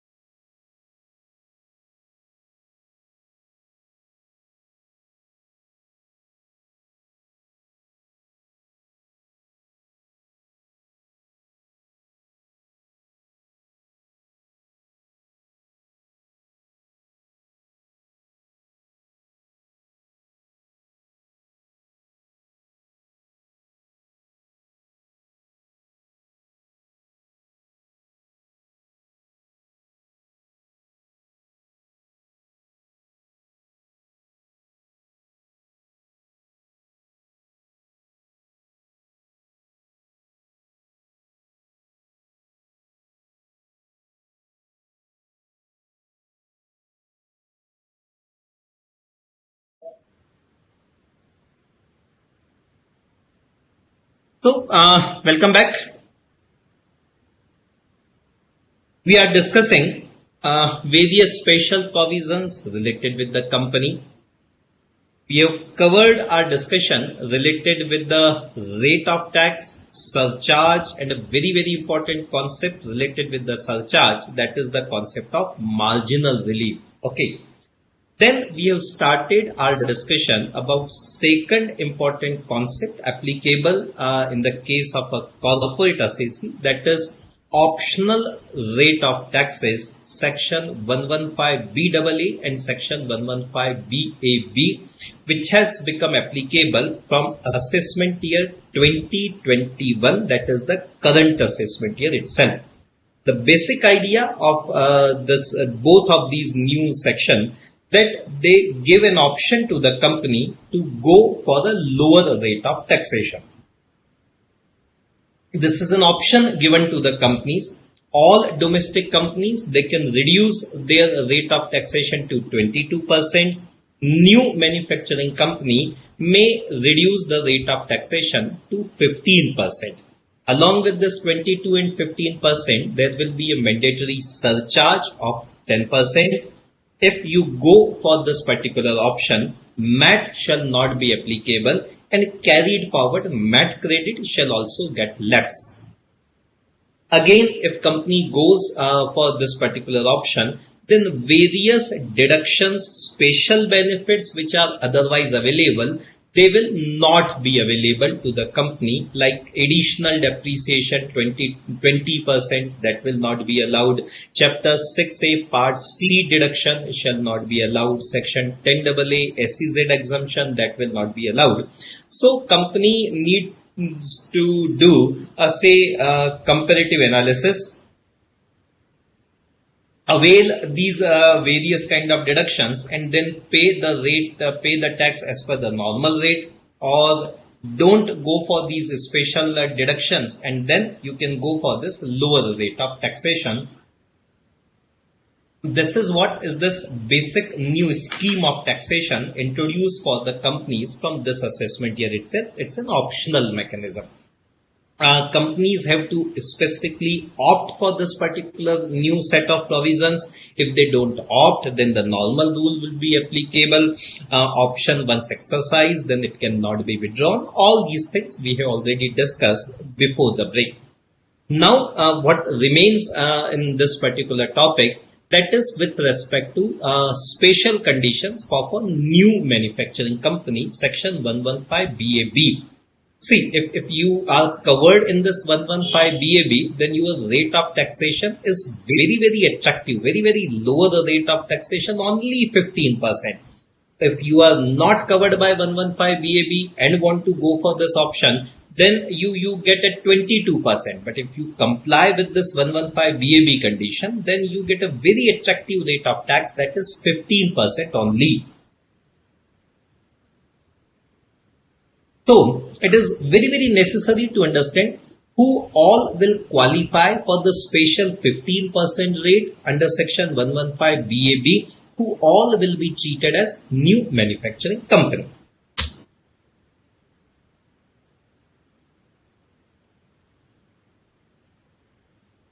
Okay. So the first requirement is this: company should be set up and registered on or after 1st of October 2019 and should commence manufacturing up to 31st of March 23. This is the window of time.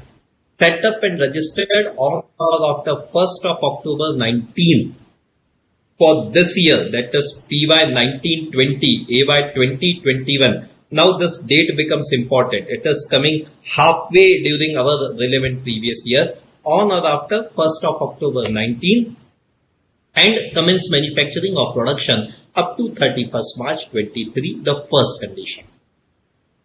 The second condition is this: the business of the company should be new business. It should not have been formed by revival, splitting up, reconstruction of business already in existence. We can little bit go into the background idea of this section. the section has been introduced to encourage manufacturing in the country. New companies should get set up, new manufacturing facilities should get started in the country.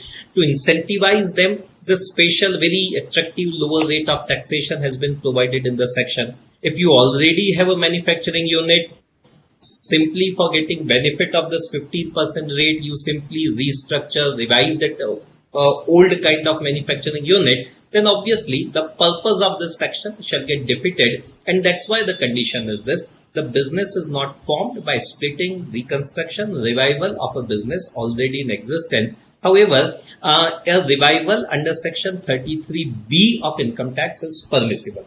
Section 33B is say business income section, which basically says that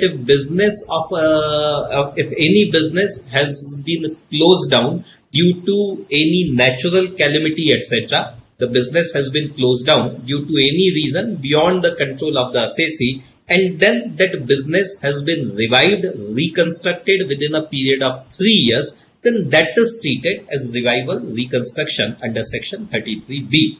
So for 115 BAB, the relevance of that 33B is this, that normally the business should be a new one. It should not have been formed by revival reconstruction of existing business. But if there is this revival reconstruction covered under 33B, then that revival is permissible. Otherwise, normally it should be a new business, new manufacturing unit. Now, business should be new, and what should be the nature of business?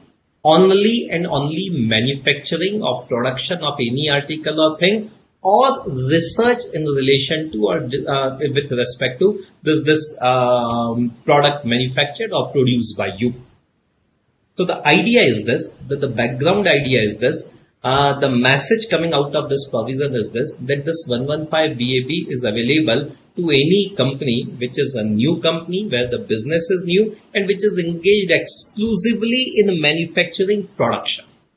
It should not engage in any other business, only manufacturing production of any article or thing. That should be the business of the company. Okay. Another requirement is this, the company should be new, the business should be new, and then the plant and machinery used in the business should also be new. Maximum 20% plant and machinery you can have as second-hand plant and machinery. 80% or more in value terms of your plant and machinery should be new plant and machinery, should not be second-hand plant and machinery. Okay. However, any machinery plant which has been imported from a country outside India, that will not be treated as a second-hand plant and machinery. That will be treated as new.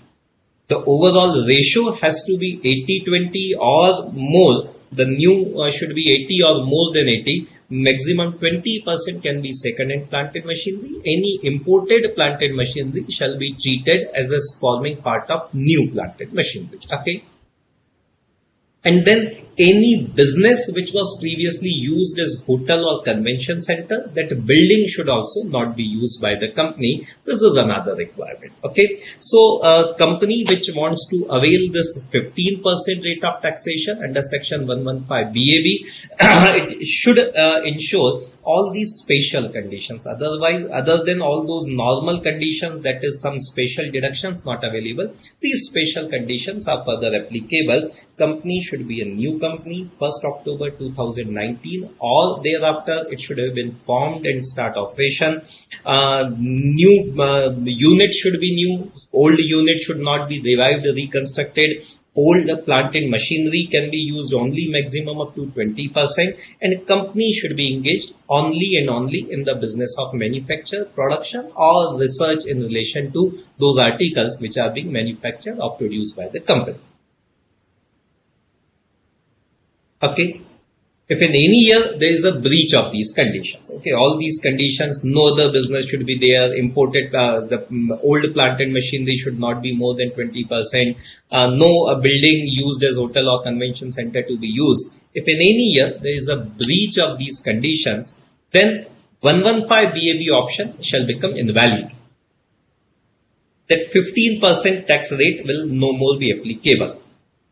The immediate question which should come in our mind are those companies which are not covered in 115 BAB, that is 15% is not applicable, then all those companies can be covered by 115 BAA. So because of any breach of conditions of BAB, I goes out from this section. Whether I can go for 115 BAA, the answer is yes. If because of breach of any condition, I go out of 115 BAB, I go out of that 15% regime, then I can opt for 115 BAA 22% rate of tax. That is what a clarity given in the section itself. Okay.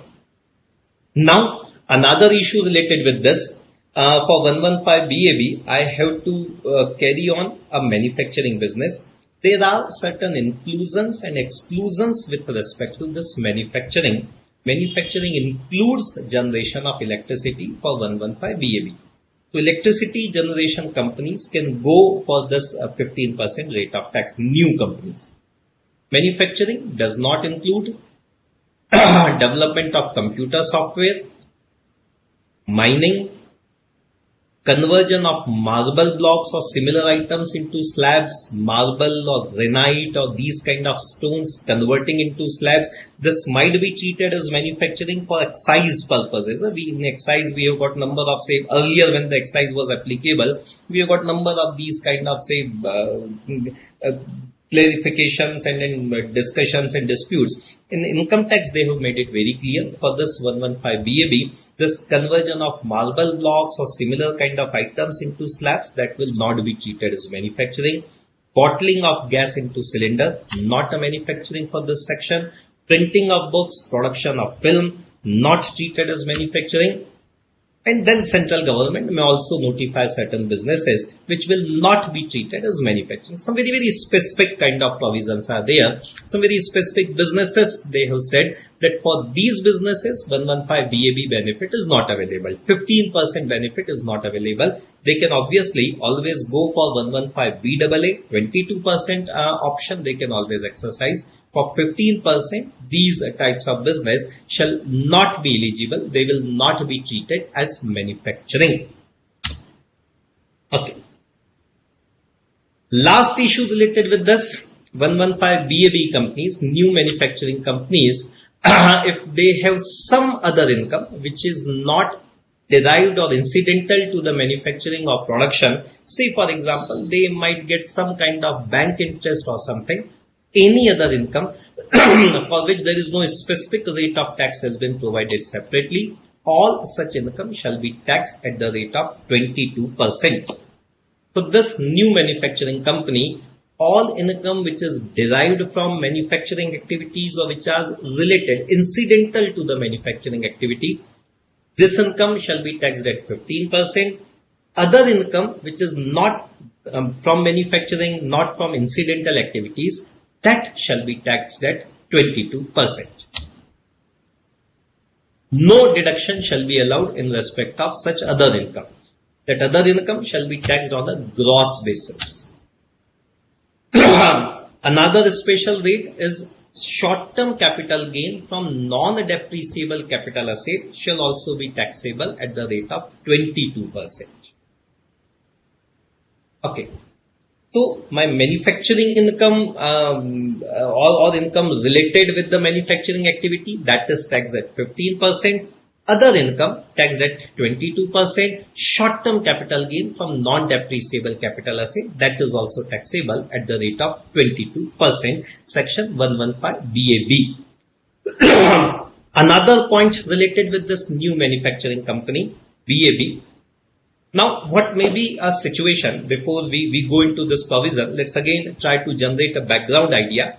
Now, what may be the situation that I'm having this new manufacturing company? Law is saying that it is taxable at the rate of 15%, a very low rate of taxation. Now, in my group, I'm having another company which is taxed at the normal rate of, say, 25% or 30%. What I can try to do, Now this manufacturing company 15% and my normal company, they enter into a transaction. What I can try to do, out of my normal company, I can try to shift certain profits to this manufacturing company. I can artificially try to increase the profit of this manufacturing company, because here I will be paying a rate of tax of 15% only. Say for example, this manufacturing company sells certain goods to my normal company. Normally these goods are sold at say rupees 100. I can sell these goods at rupees 150 to my normal company. What will happen? For the manufacturing company, my profit will go up by rupees 50. But for normal company, I will get an extra deduction of rupees 50. So there I will be saving tax at the rate of 25 or 30%. Here I will be paying extra tax only at the rate of 15%. So it's a net a beneficial proposition for me. Both the companies belong to my group. So profit is earned by A company or profit is earned by B company.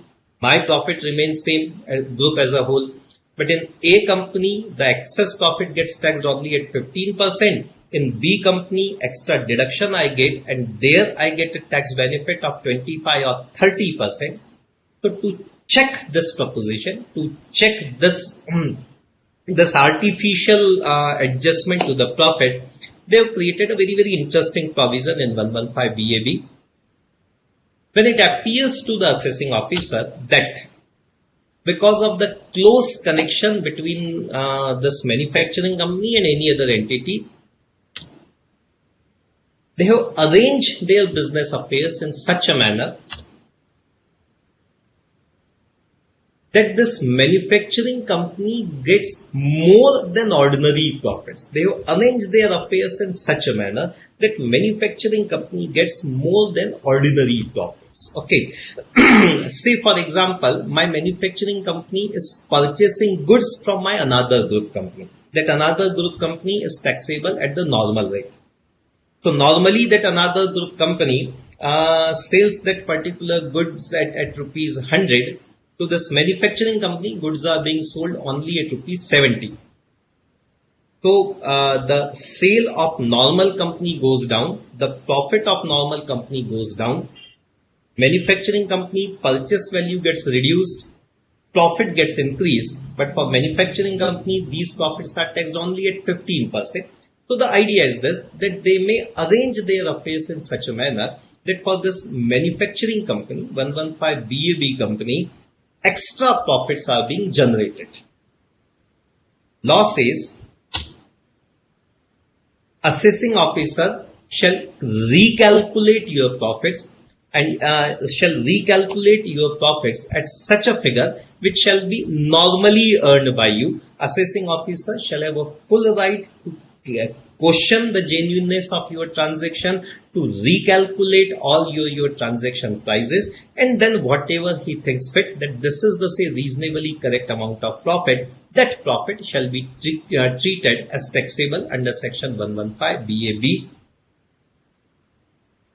And if this kind of arrangement, deal between this manufacturing company and other entity involves a specified domestic transaction under section 92BA. Section 92BA talks about specific domestic transaction where the value of transaction between related parties is more than 20 crores. So if this kind of 115 BAB company and other group entity transactions are treated as specified domestic transaction, then the concept of arm's length price shall be applicable to these transactions. Okay, arm's length price is a separate discussion, part of say international taxation. Right now, we can keep in mind only this much. If transaction between 115 BAB company and other related party is covered under the specified domestic transaction provision, then arm's length pricing concept shall be applicable. And finally, whatever are the excess profits determined by assessing officer. The profit as per this manufacturing company is 10 crores. Assessing officer says, no, you have done a dealing with your related parties at inflated prices and your actual profit should have been only 8 crores. where the company is saying, no, my normal profit is 10 crores. So whatever is this excess 2 crores profit, section says this excess profit shall be taxable at the rate of 30%.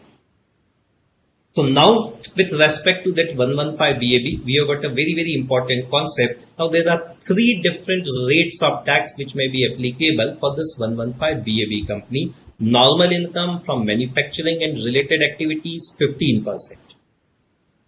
Income, unrelated income which is not related with the manufacturing activity, 22%.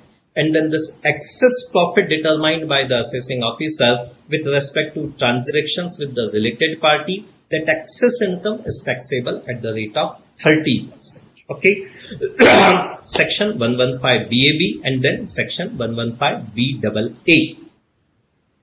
Optional rate of taxation, special provisions applicable from this year onwards. You lose a certain benefits and then you get a lower rate of taxation. 15 and 22% is the rate of tax with mandatory surcharge. A very important point related with all we say lower rate of taxation, that is this surcharge is mandatory, 10%. Whatever is your amount of income, if you go for these lower rate of taxation option, 10% surcharge is always paid.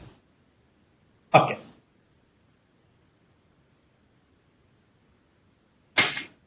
Fine.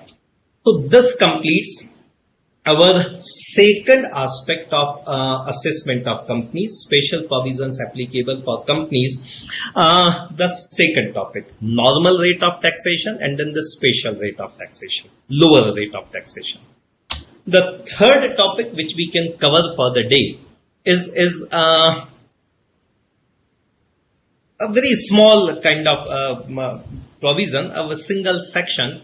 Certain income which are taxable at special rate. For domestic companies, there are certain income which are taxable at special rate. So let's take this one small section here and then we will move to our next topic of discussion, that is this dividend distribution tax, DDT, but that is next. Before this, there is one section which is talking about a particular income in the hands of domestic company which will be taxed at a special rate. Okay. We all know there are number of income in income tax which are taxable at special rate, like section 111A. In this month, last month, in fact, I myself has taken that capital gains topic.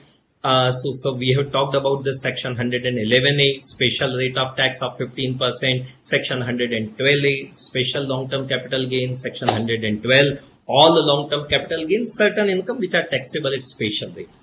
For companies, there is one special section where there is a special income tax at a special rate, 115 BBD. Before this,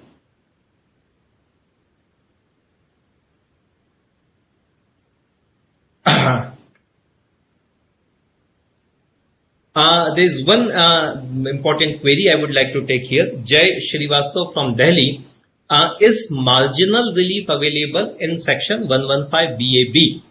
And Ajay, I expand your query whether marginal relief is applicable for 115 BAB and 115 BAA both. Now, both sections are hand in hand. They go in the similar fashion. So whether marginal relief is applicable for 115 BAA and 115 BAB both. And we have just discussed marginal relief. So it's a natural question which should come in mind. But again, to get the answer, I can give you a direct answer also, but because we need to develop that concept in mind, so this question should help in that direction.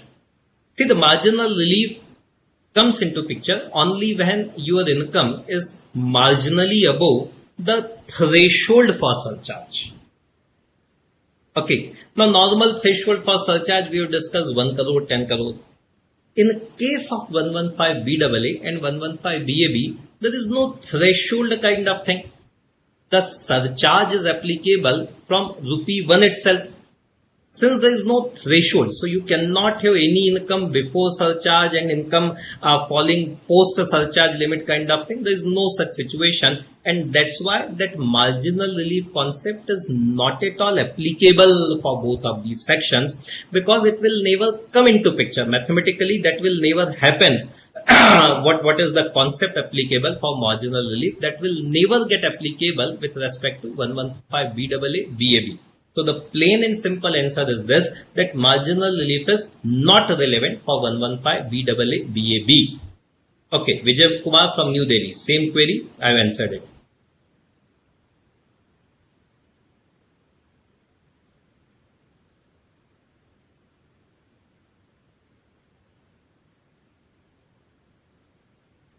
Okay, Hari Prasad from Chennai, I will be answering your query in a moment. Okay, so let's focus on this 115 BBD, special rate of tax on dividend received from foreign subsidiaries. Okay, now my company is an Indian company. It is having a subsidiary company which is a foreign company. In a foreign country, my company is having a subsidiary. It is receiving dividend. For this section, subsidiary, that means 26% or more of the equity share capital. So I'm an Indian company. I have 26 or more of equity share capital of a foreign company. So that foreign company is my subsidiary. I'm getting a dividend from it. Income Tax Act says, plain and simple, that dividend is taxable at the rate of 15% without any deduction. On a gross basis, dividend is taxable. This dividend is taxable at a flat rate of 15%. Okay. Now, one very important clarification related with this special rate of taxation. Already I have got a few queries on this. This 115 BBD is a section applicable for companies only. Other sections are also there where the income are taxed at a special rate. All these special sections are applicable for companies also. 111A special short-term capital gain from STT paid transaction, 15% rate of tax, that is applicable for an individual, for a partnership firm, even for a company also. So 115 BBD is a special section applicable only for companies. All other special rate section, they are applicable for other assessees and also for the companies. Now, one very, very interesting question and a very important question. What is the interrelationship of these 115 BBD, 111A, 112, 112A on one side and 115 BAA, 115 BAB on other side? What is the interrelationship?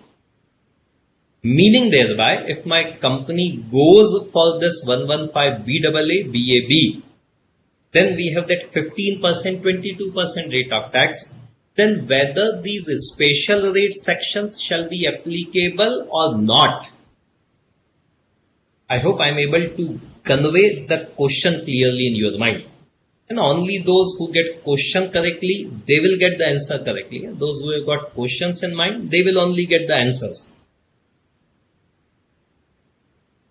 Okay, so the point is this, the question we are trying to generate, the clarity we are trying to generate is this: if a company goes for 115 BAA and 115 BAB, the rate of tax is 22%, 15%. Whether this 15%, 22% is the rate for all the income or the income which are already taxable at a special rate, they will continue to remain taxable at the special rate. Let's see what is the clarification.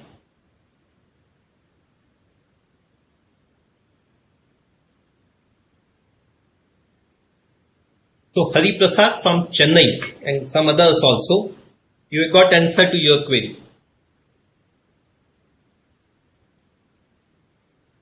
And these special rates of tax, 115 BBD, 111A, 112, 112A, the special rate of tax will be applicable as it is, even if company goes for 115 BAA, 115 BAB. A very important clarification you need to have in mind. Okay.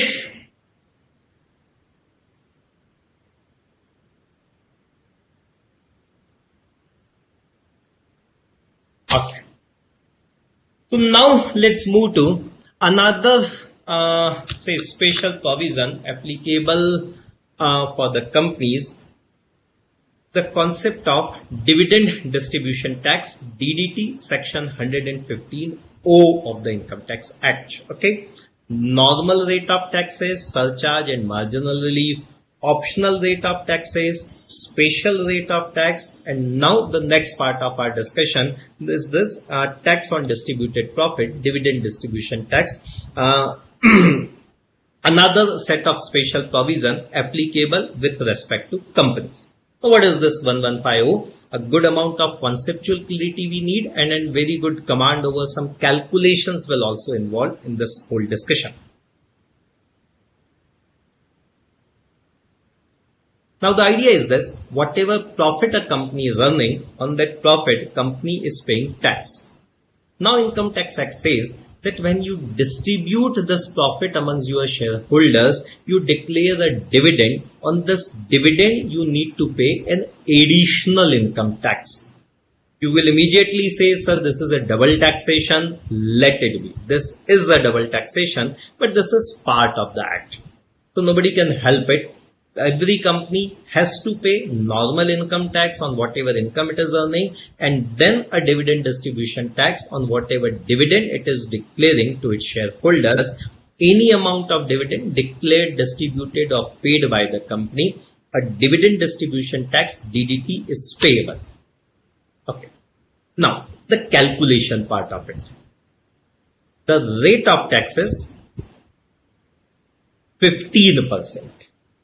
The basic rate of tax is 15%, plus there is a surcharge of 12%, plus 4% cess is there. Surcharge is always 12% here. There is no slab of 7 or 12, it is 12%. 15% plus 12% plus 4%. Okay. Then this tax needs to be grossed up. There is a concept of grossing up. Okay, what exactly is this grossing up? We will see later on. But right now, just keep in mind that tax needs to be grossed up. Then there is a special dividend under section 222E, where the basic rate of tax is 30% plus 12% surcharge plus 4% cess. There is no concept of grossing up applicable with respect to 222E dividend. Okay, I myself has taken that particular session regarding income from other sources, where we have discussed this whole concept of dividend in great detail, clause 222A, B, C, D, and then clause 222E. Right now, the point relevant for our discussion is this: whatever dividend is there, DDT is payable. If it's a dividend under 222E, then the rate of tax is 30% plus cess plus surcharge. No grossing up is applicable for 222E dividend. All other dividend, 222A, B, C, D, the rate of tax is 15% plus surcharge plus cess, and then this dividend is required to be grossed up also. Okay. Now, what exactly is this grossing up? Let's try to generate an idea about it, and then we will do certain calculations also based on this. What is the idea? For the purpose of calculation of DDT, any dividend paid by the company is treated as net of tax. Whatever dividend you have paid to your shareholder, whatever amount has been received by your shareholder, whatever amount is coming in the pocket of your shareholder, that is treated as paid by the company net of tax. This generates the concept of grossing up. So accordingly, the amount of DDT is to be calculated by grossing up of whatever amount you have paid. Whatever amount you have paid, that is being treated as net of tax amount. So you need to convert this paid amount into before tax amount. Whatever amount of dividend you are paying, that is being treated as after tax amount. So you need to convert that into before tax amount. This is what is the whole process of grossing up. Okay. We can see a direct mathematical formula for this. How to do this grossing up? Whatever is the amount of dividend paid multiplied by 100 divided by 100 minus rate of tax. And the rate of tax which we have already discussed is 15%. So amount of dividend multiplied by 100 divided by 100 minus 15, that is divided by 85. That will give me a figure of grossed up dividend. On this grossed up dividend, the DDT amount will be calculated For example, if the dividend paid is 85,000,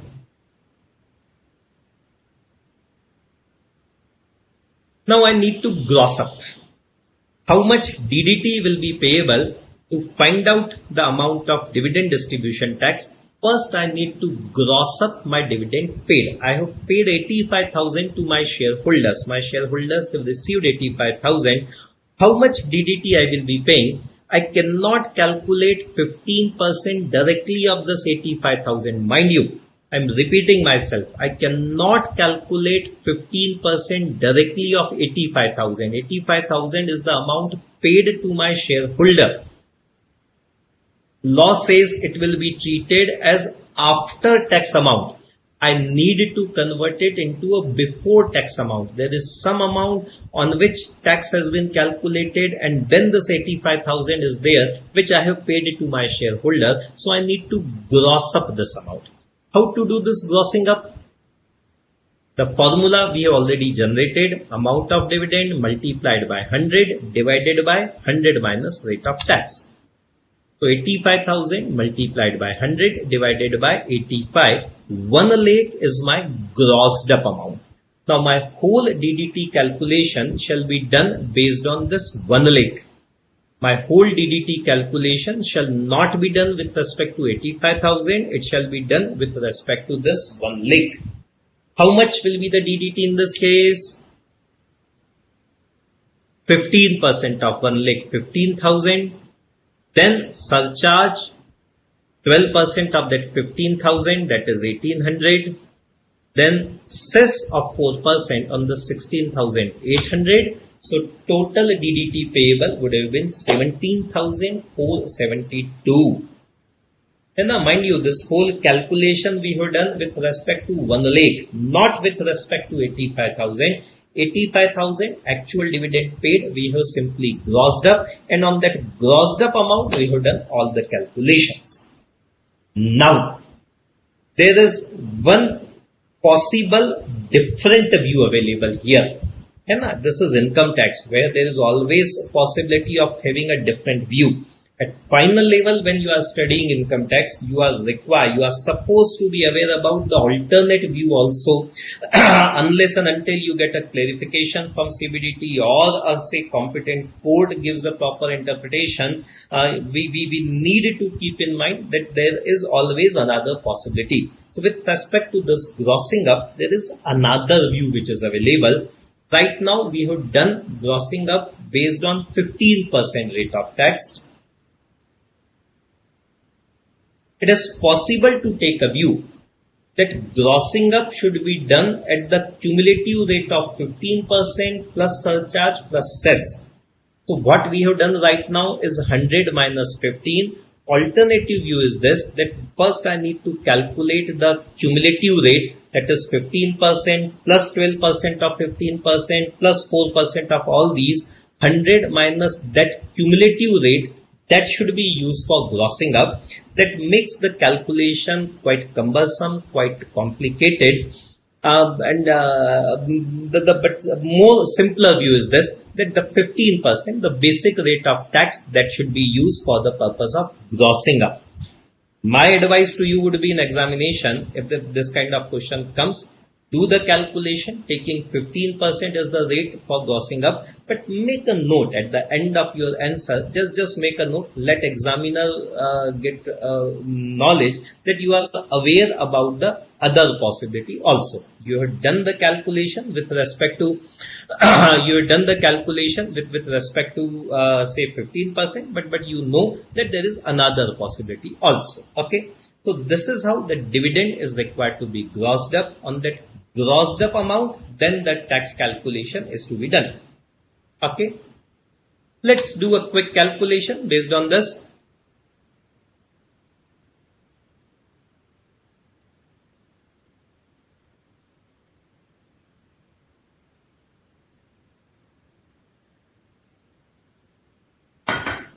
Okay, the simple question is this: 50 lakhs is my share capital, 10% dividend I want to pay.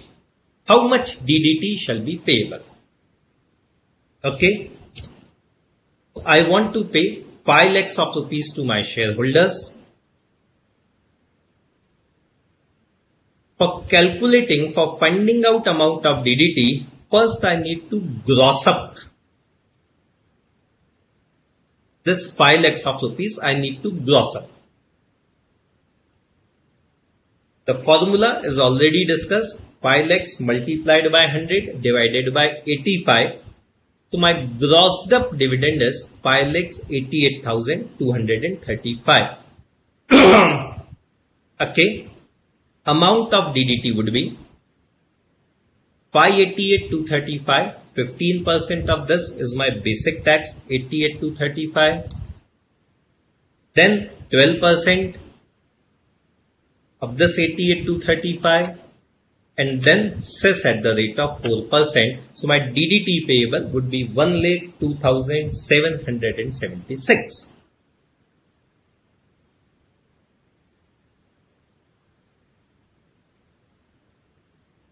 Okay. Fine. Ravi from Dehradun, you are also correct. You can do the calculation in this manner also.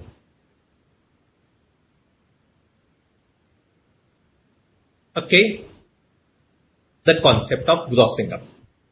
So now this is our first part of understanding regarding dividend distribution tax, the rate of tax. Okay, whatever dividend declared, distributed or paid by the company, DDT is payable, the rate of tax, and then the concept of grossing up. Again, just keep in mind this grossing up concept is not applicable for dividend under section 222E. There the base rate itself is 30%, so no further grossing up is required there. For all other kind of dividend, this concept of grossing up shall be applicable.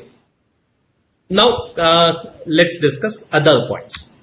One very important clarity. With respect to DDT, surcharge is payable always 12% directly, even if your amount of DDT is 5 rupees, 10 rupees, 100 rupees, 1000 rupees, 10,000 rupees, 1 lakh rupees. Surcharge is there and it is always there at the rate of 12%. Okay. Now, on which amount this DDT is payable? Whatever amount which needs to be grossed up, whatever amount on which DDT is to be calculated, now what shall be that amount? We are normally understanding amount of dividend paid, payable, paid or distributed or declared by the company. But there are certain further issues involved with this. Exactly what is the amount on which this DDT is payable? It is not always on the total dividend paid by the company. There are certain deductions which are permissible. Certain amounts can be reduced. Whatever dividend company is paying, from that dividend, certain amounts can be reduced, and only on balance amount, this whole calculation is to be done. So let's try to understand what exactly it is. The amount on which this DDT is payable is to be calculated as follows.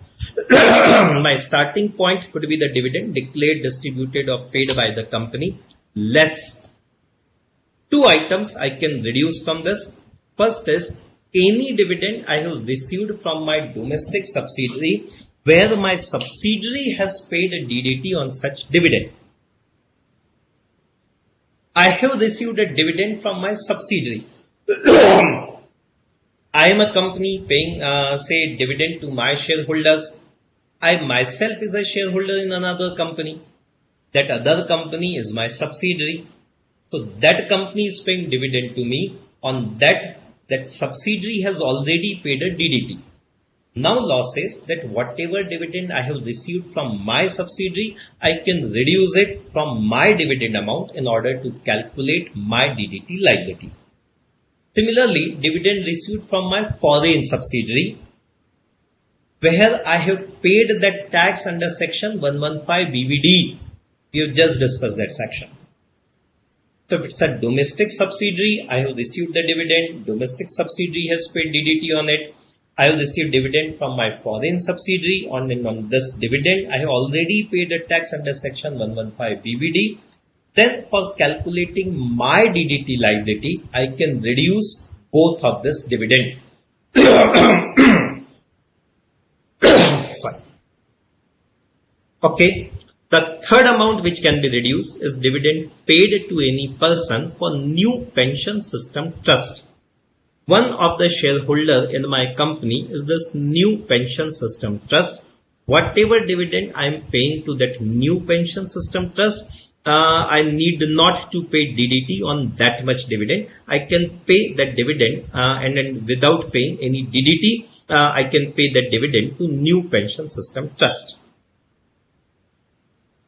There is a small catch. Income tax is full of these kind of catches. The moment I feel the concept is clear to me, and then income tax throws a twist to me.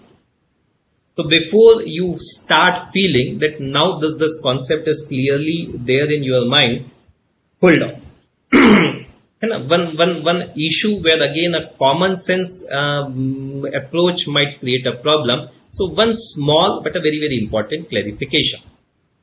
First two deductions, dividend received from a subsidiary. The condition is this: if it's a domestic subsidiary, the domestic subsidiary has paid DDT. If it's a foreign subsidiary, then I must have paid tax on 115 BBD. And in that case, I can reduce that amount of dividend which I have received from my dividend paid. On balance dividend, I will be calculating DDT. In both the cases, I am getting dividend from my subsidiary. The basic condition is this: I should receive dividend from my subsidiary. The moment question is there and question will be saying that okay, this much dividend assessee has received from its subsidiary, I will start jumping to the conclusion that fine, this is the dividend from subsidiary. For calculation of DDT, this much dividend is to be reduced. Law says not every subsidiary will be covered here. Dividend received from every subsidiary shall not be considered here. For this section, a company shall be treated as my subsidiary only when I have minimum 50% equity share of that company. And now bank goes all my company law concepts. Whatever they might be saying, whosoever is my subsidiary, Income Tax Act is not going to listen to them. For this section, they are saying we will allow you to reduce the dividend received from your subsidiary, provided that subsidiary is a minimum 50% subsidiary. You must be having minimum 50% share of that subsidiary. Then only dividend received from that subsidiary can be reduced from your dividend for calculation of DDT. For 115 BBD, we have just discussed that 26% criteria company will be subsidiary, but for that reduction from DDT under section 1150, a company shall be treated as subsidiary only when I have minimum 50% equity share capital of that company. Every subsidiary is not covered here. Only those subsidiaries where my holding is a minimum 50%, only those subsidiaries are covered here. Dividend received from these subsidiaries I can reduce from my for the purpose of my calculation. Okay. So based on this understanding, let's do a quick question.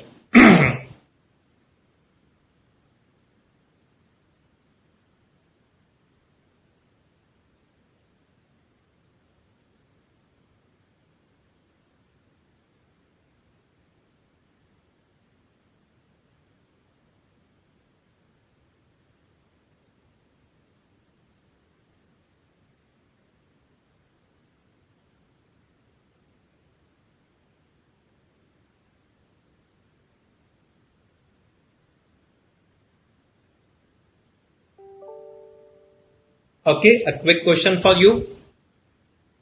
Calculate the amount of DDT payable by the company. Send me your answers.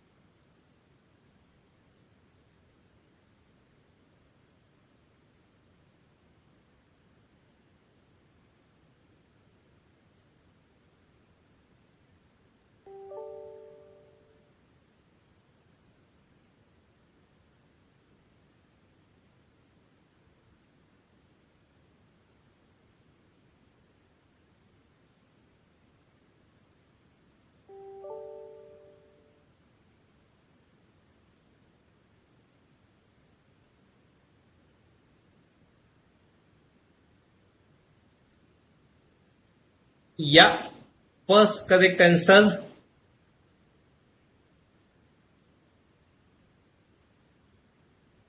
is Hina from Delhi.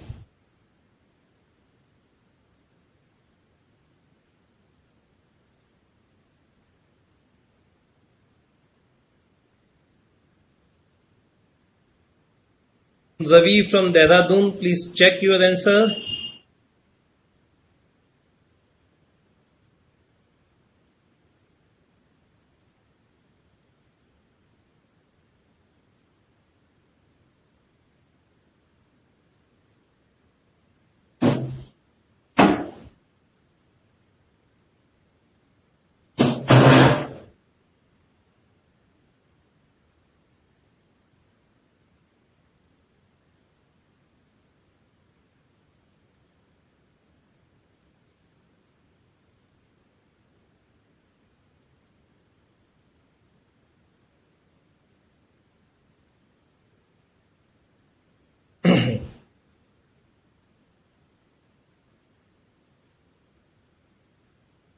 Oh, a new name this time, Pooja from Gilwara. Correct?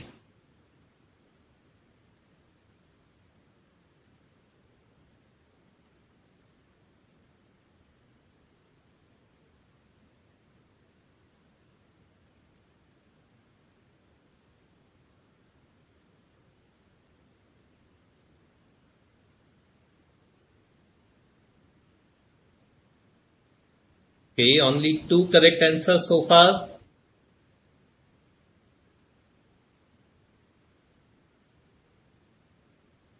Network problem or calculation problem?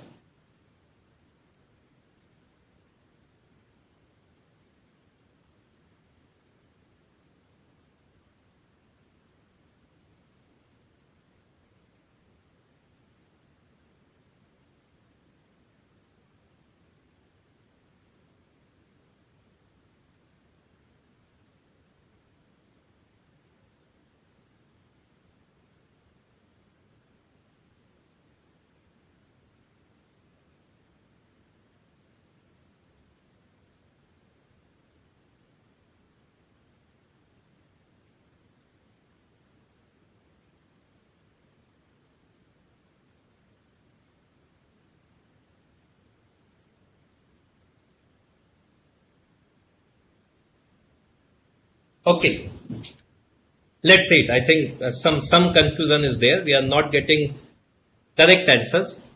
Lot many students are trying, but still something is missing somewhere. Let's see how this whole calculation happens. Now I have paid a dividend of 230 lakhs to my shareholder, on which the DDT is to be calculated. Okay, I have received 60 lakhs from my domestic subsidiary, on which that subsidiary has paid a DDT. Now I need to do a calculation. The first thing, I need to take this assumption that my subsidiary is a company in which my holding is 50% or more. Okay. If that assumption is taken, then how the calculation will proceed?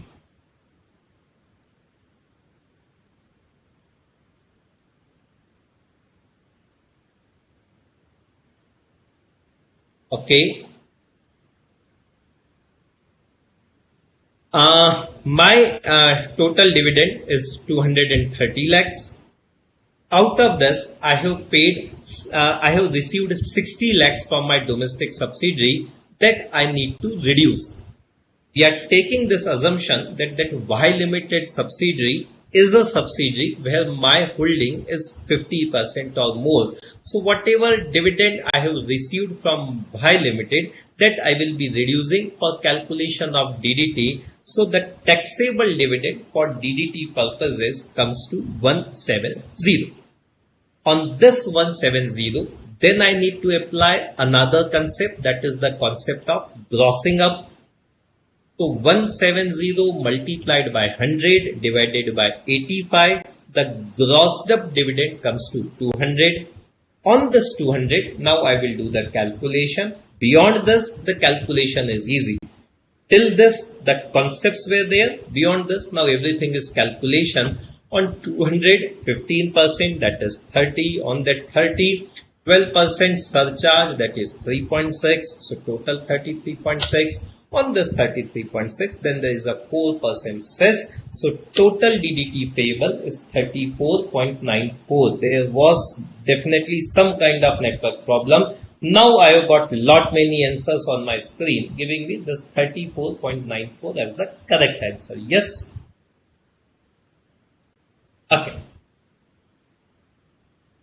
In the same question, they might have given us dividend paid by X Limited to new pension system trust, 10 lakhs of rupees. If that would have been given, we would have reduced that 10 lakhs further from our calculation, and on balance dividend, we would have calculated our dividend distribution tax liability. Okay. Ravi from Dehradun, I think you have got your answer. Any dividend paid to new pension system trust, that will also be reduced. Only on the balance amount of dividend, we will do that grossing up, and then the further calculation shall be done.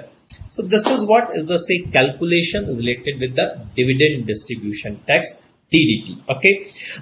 When the DDT is payable, dividend declared, distributed, paid by a domestic company, on what amount the DDT is payable, what is the rate of this DDT. These three different aspects we have generated. Let's finish up this whole discussion. The next concept is this. In two cases, this DDT is not payable. And a very, very specific kind of exemption may not have that much of importance, but let's just generate us a basic idea about it. In the case of a company in which a business trust is having 100% shareholding. Business trust is a separate discussion. We shall be discussing as a part of this discussion only, but in the later session. So there again, we will touch upon this topic. A specific kind of entity which is called business trust, that is having 100% shareholding in my company. Any dividend declared, distributed or paid to this business trust out of the income after that date on which that business trust has got 100% holding in my company, whatever income I have earned after that particular date, from that income, whatever dividend has been paid to the business trust, no DDT is payable. Okay. Any income which has been earned before that business trust has acquired 100% holding in my company, the income earned prior to that period, out of that income, if the dividend has been paid, then DDT is payable. The cutoff date is the date on which a business trust becomes 100% shareholder of my company. Any income earned after that cutoff date, whatever dividend has been distributed out of that income, no DDT is payable. The basic requirement is this. This should be a domestic company in which business trust is having 100% shareholding. Small clarification given by the Act that 100% holding will not include those shares which are held by government authority, or mandatorily which is required to be held by somebody else because of certain regulatory requirements. Okay. Business trust is a separate concept we will be discussing later on. So we will be touching upon this topic there again. Right now, just keep in mind this exclusion is there. This exemption from DDT is there. In this particular case, DDT is not payable. Similar kind of an exemption, not very important from a practical point of view. So just a basic idea, DDT is not chargeable in respect of a company which is a unit of an international financial service center and which is deriving income solely in convertible foreign exchange. Okay. International Financial Service Center, IFSC, these are certain designated places in our country. Government wants to encourage transactions in these areas which are designated as International Financial Service Center. So in order to incentivize the companies in this particular area, this exemption has been given. So any company which is a unit of an IFSC, which is a unit located in that International Financial Service Center, deriving income solely in convertible foreign exchange, any dividend declared, distributed or paid by its company, any income which has been accumulated after this 1st of April 2017, from that particular income, any dividend has been declared, distributed or paid by the company, DDT is not payable. So two exclusions, not of much practical importance. So basic idea would be sufficient. That is, in the case of a company where 100% shareholding is with a business trust, and then in the case of a company which is actually located in an international financial service center, which is a unit of an international financial service center. So any dividend declared out of the income earned after the cutoff date. For that IFSC, cutoff date is 1/4/2017. For that business trust case, cutoff date is the date on which business trust has acquired 100% shareholding in my company.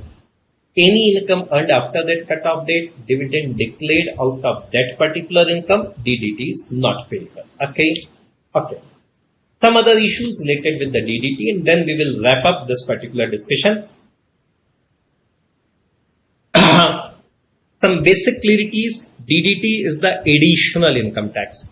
Even if no normal tax is payable by the company, still DDT might be payable. If you declare a dividend, DDT is payable. Your normal tax liability may or may not be there.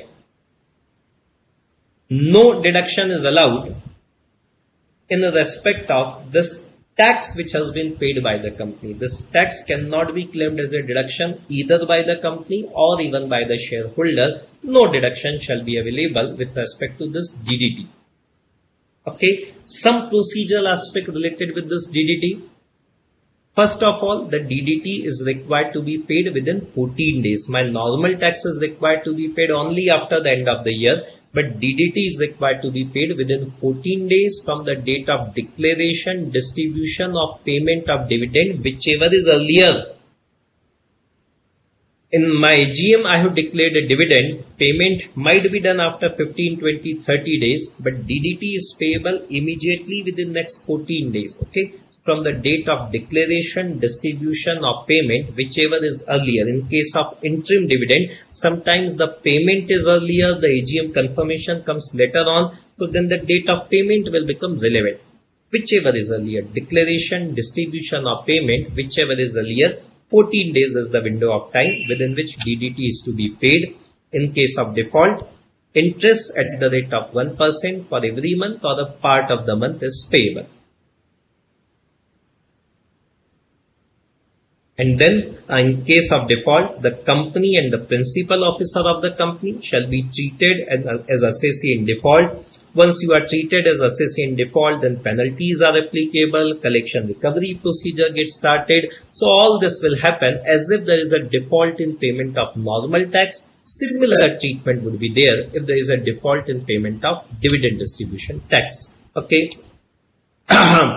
Meaning of dividend, what exactly is the dividend? That topic we have already covered during the course of our discussion related with the income from other sources. So we can skip this particular topic here. Okay, this completes our discussion regarding dividend distribution tax. I think we have got this much time available in today's session. Three important aspects related with the corporate taxation we have covered in today's session. That is normal tax, surcharge, marginal relief. Then second aspect is optional lower rate taxation scheme, section 115BAA, 115BAB. And the third aspect is this dividend distribution tax, section 1150. In between, we have covered section 115BBD also. Dividend received from foreign subsidiary is special rate of tax. These are, say, our today's topics of discussion so far as assessment of companies are concerned, special rate of taxation for companies are concerned. Okay. Now in the next session, we shall be talking about this share buyback tax and a very, very important topic which will require a very detailed discussion, that is provisions of minimum alternative tax MAT. Okay. So this will be our agenda for our next session, which is going to be there on Thursday. We complete our discussion for the day. Whatever queries are there, we have got time available for discussion on all those queries. Certain queries which I couldn't discuss during the course of discussion, please resend those queries. If you have got any further queries related with the today's topic, please send it to me right now. We are open for the queries.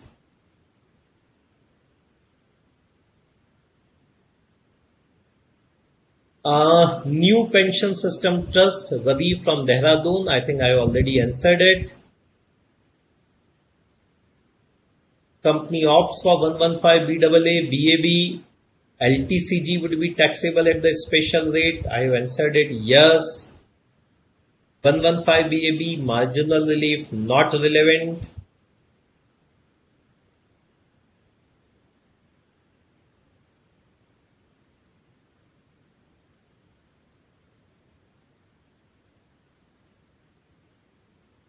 If a company is incorporated on 1st April 2018 and turnover exceeds 400 crore in this year, still tax rate is 25%, but 25% rate of tax. This is Dilip Kumar from Bangalore. For 25% rate of tax, the turnover of the financial year 17-18 is to be seen. Your turnover for 18-19 might be 400 crores or more than 400 crores. That is not relevant. If the company was not in existence in financial year 17-18, we can always go for 25% rate of tax. Okay, Ravi, this ATLA we will discuss separately. Okay, 115 BAA, all the relevant provisions we have discussed. Then we will talk about when we will have time to discuss this International Financial Service Center. Then we will try to cover that ATLA.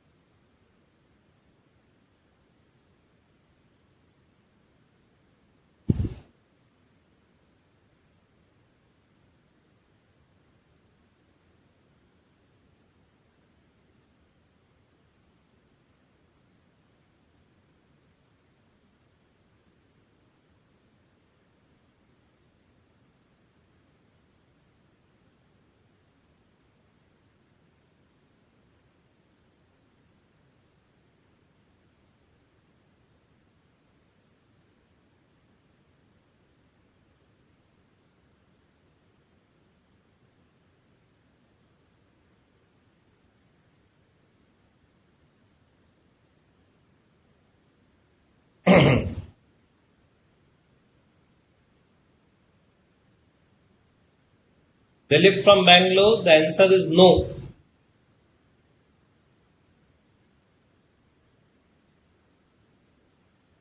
Hina from Delhi. You need to see the language of the question regarding dividend. If they have not given any clarity, then it needs to be treated as before grossed up amount.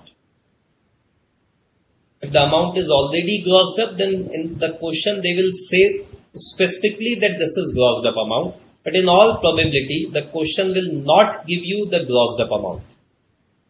It will only give you the dividend paid or dividend declared.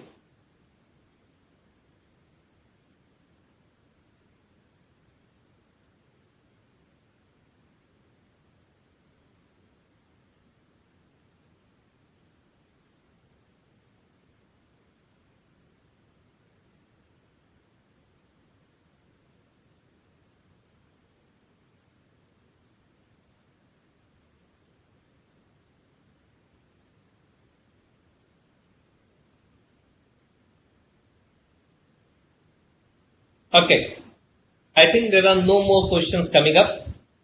We can close this discussion here. And next session, we shall be talking about further special provisions related with the company as an assessee, share buyback tax, and very important provision of minimum alternative tax MAT. Okay. Technical team.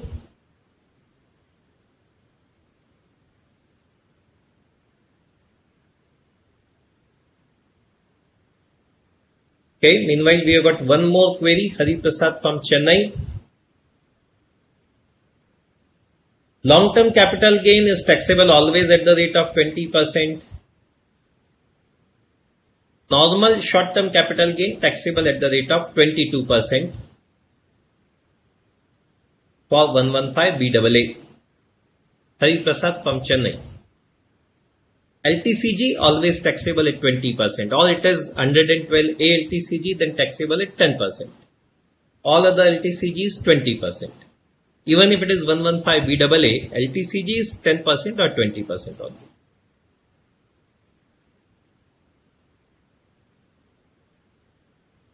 Okay. So, good night to everybody. We shall meet again on Thursday. Technical team, we can close the session now, please.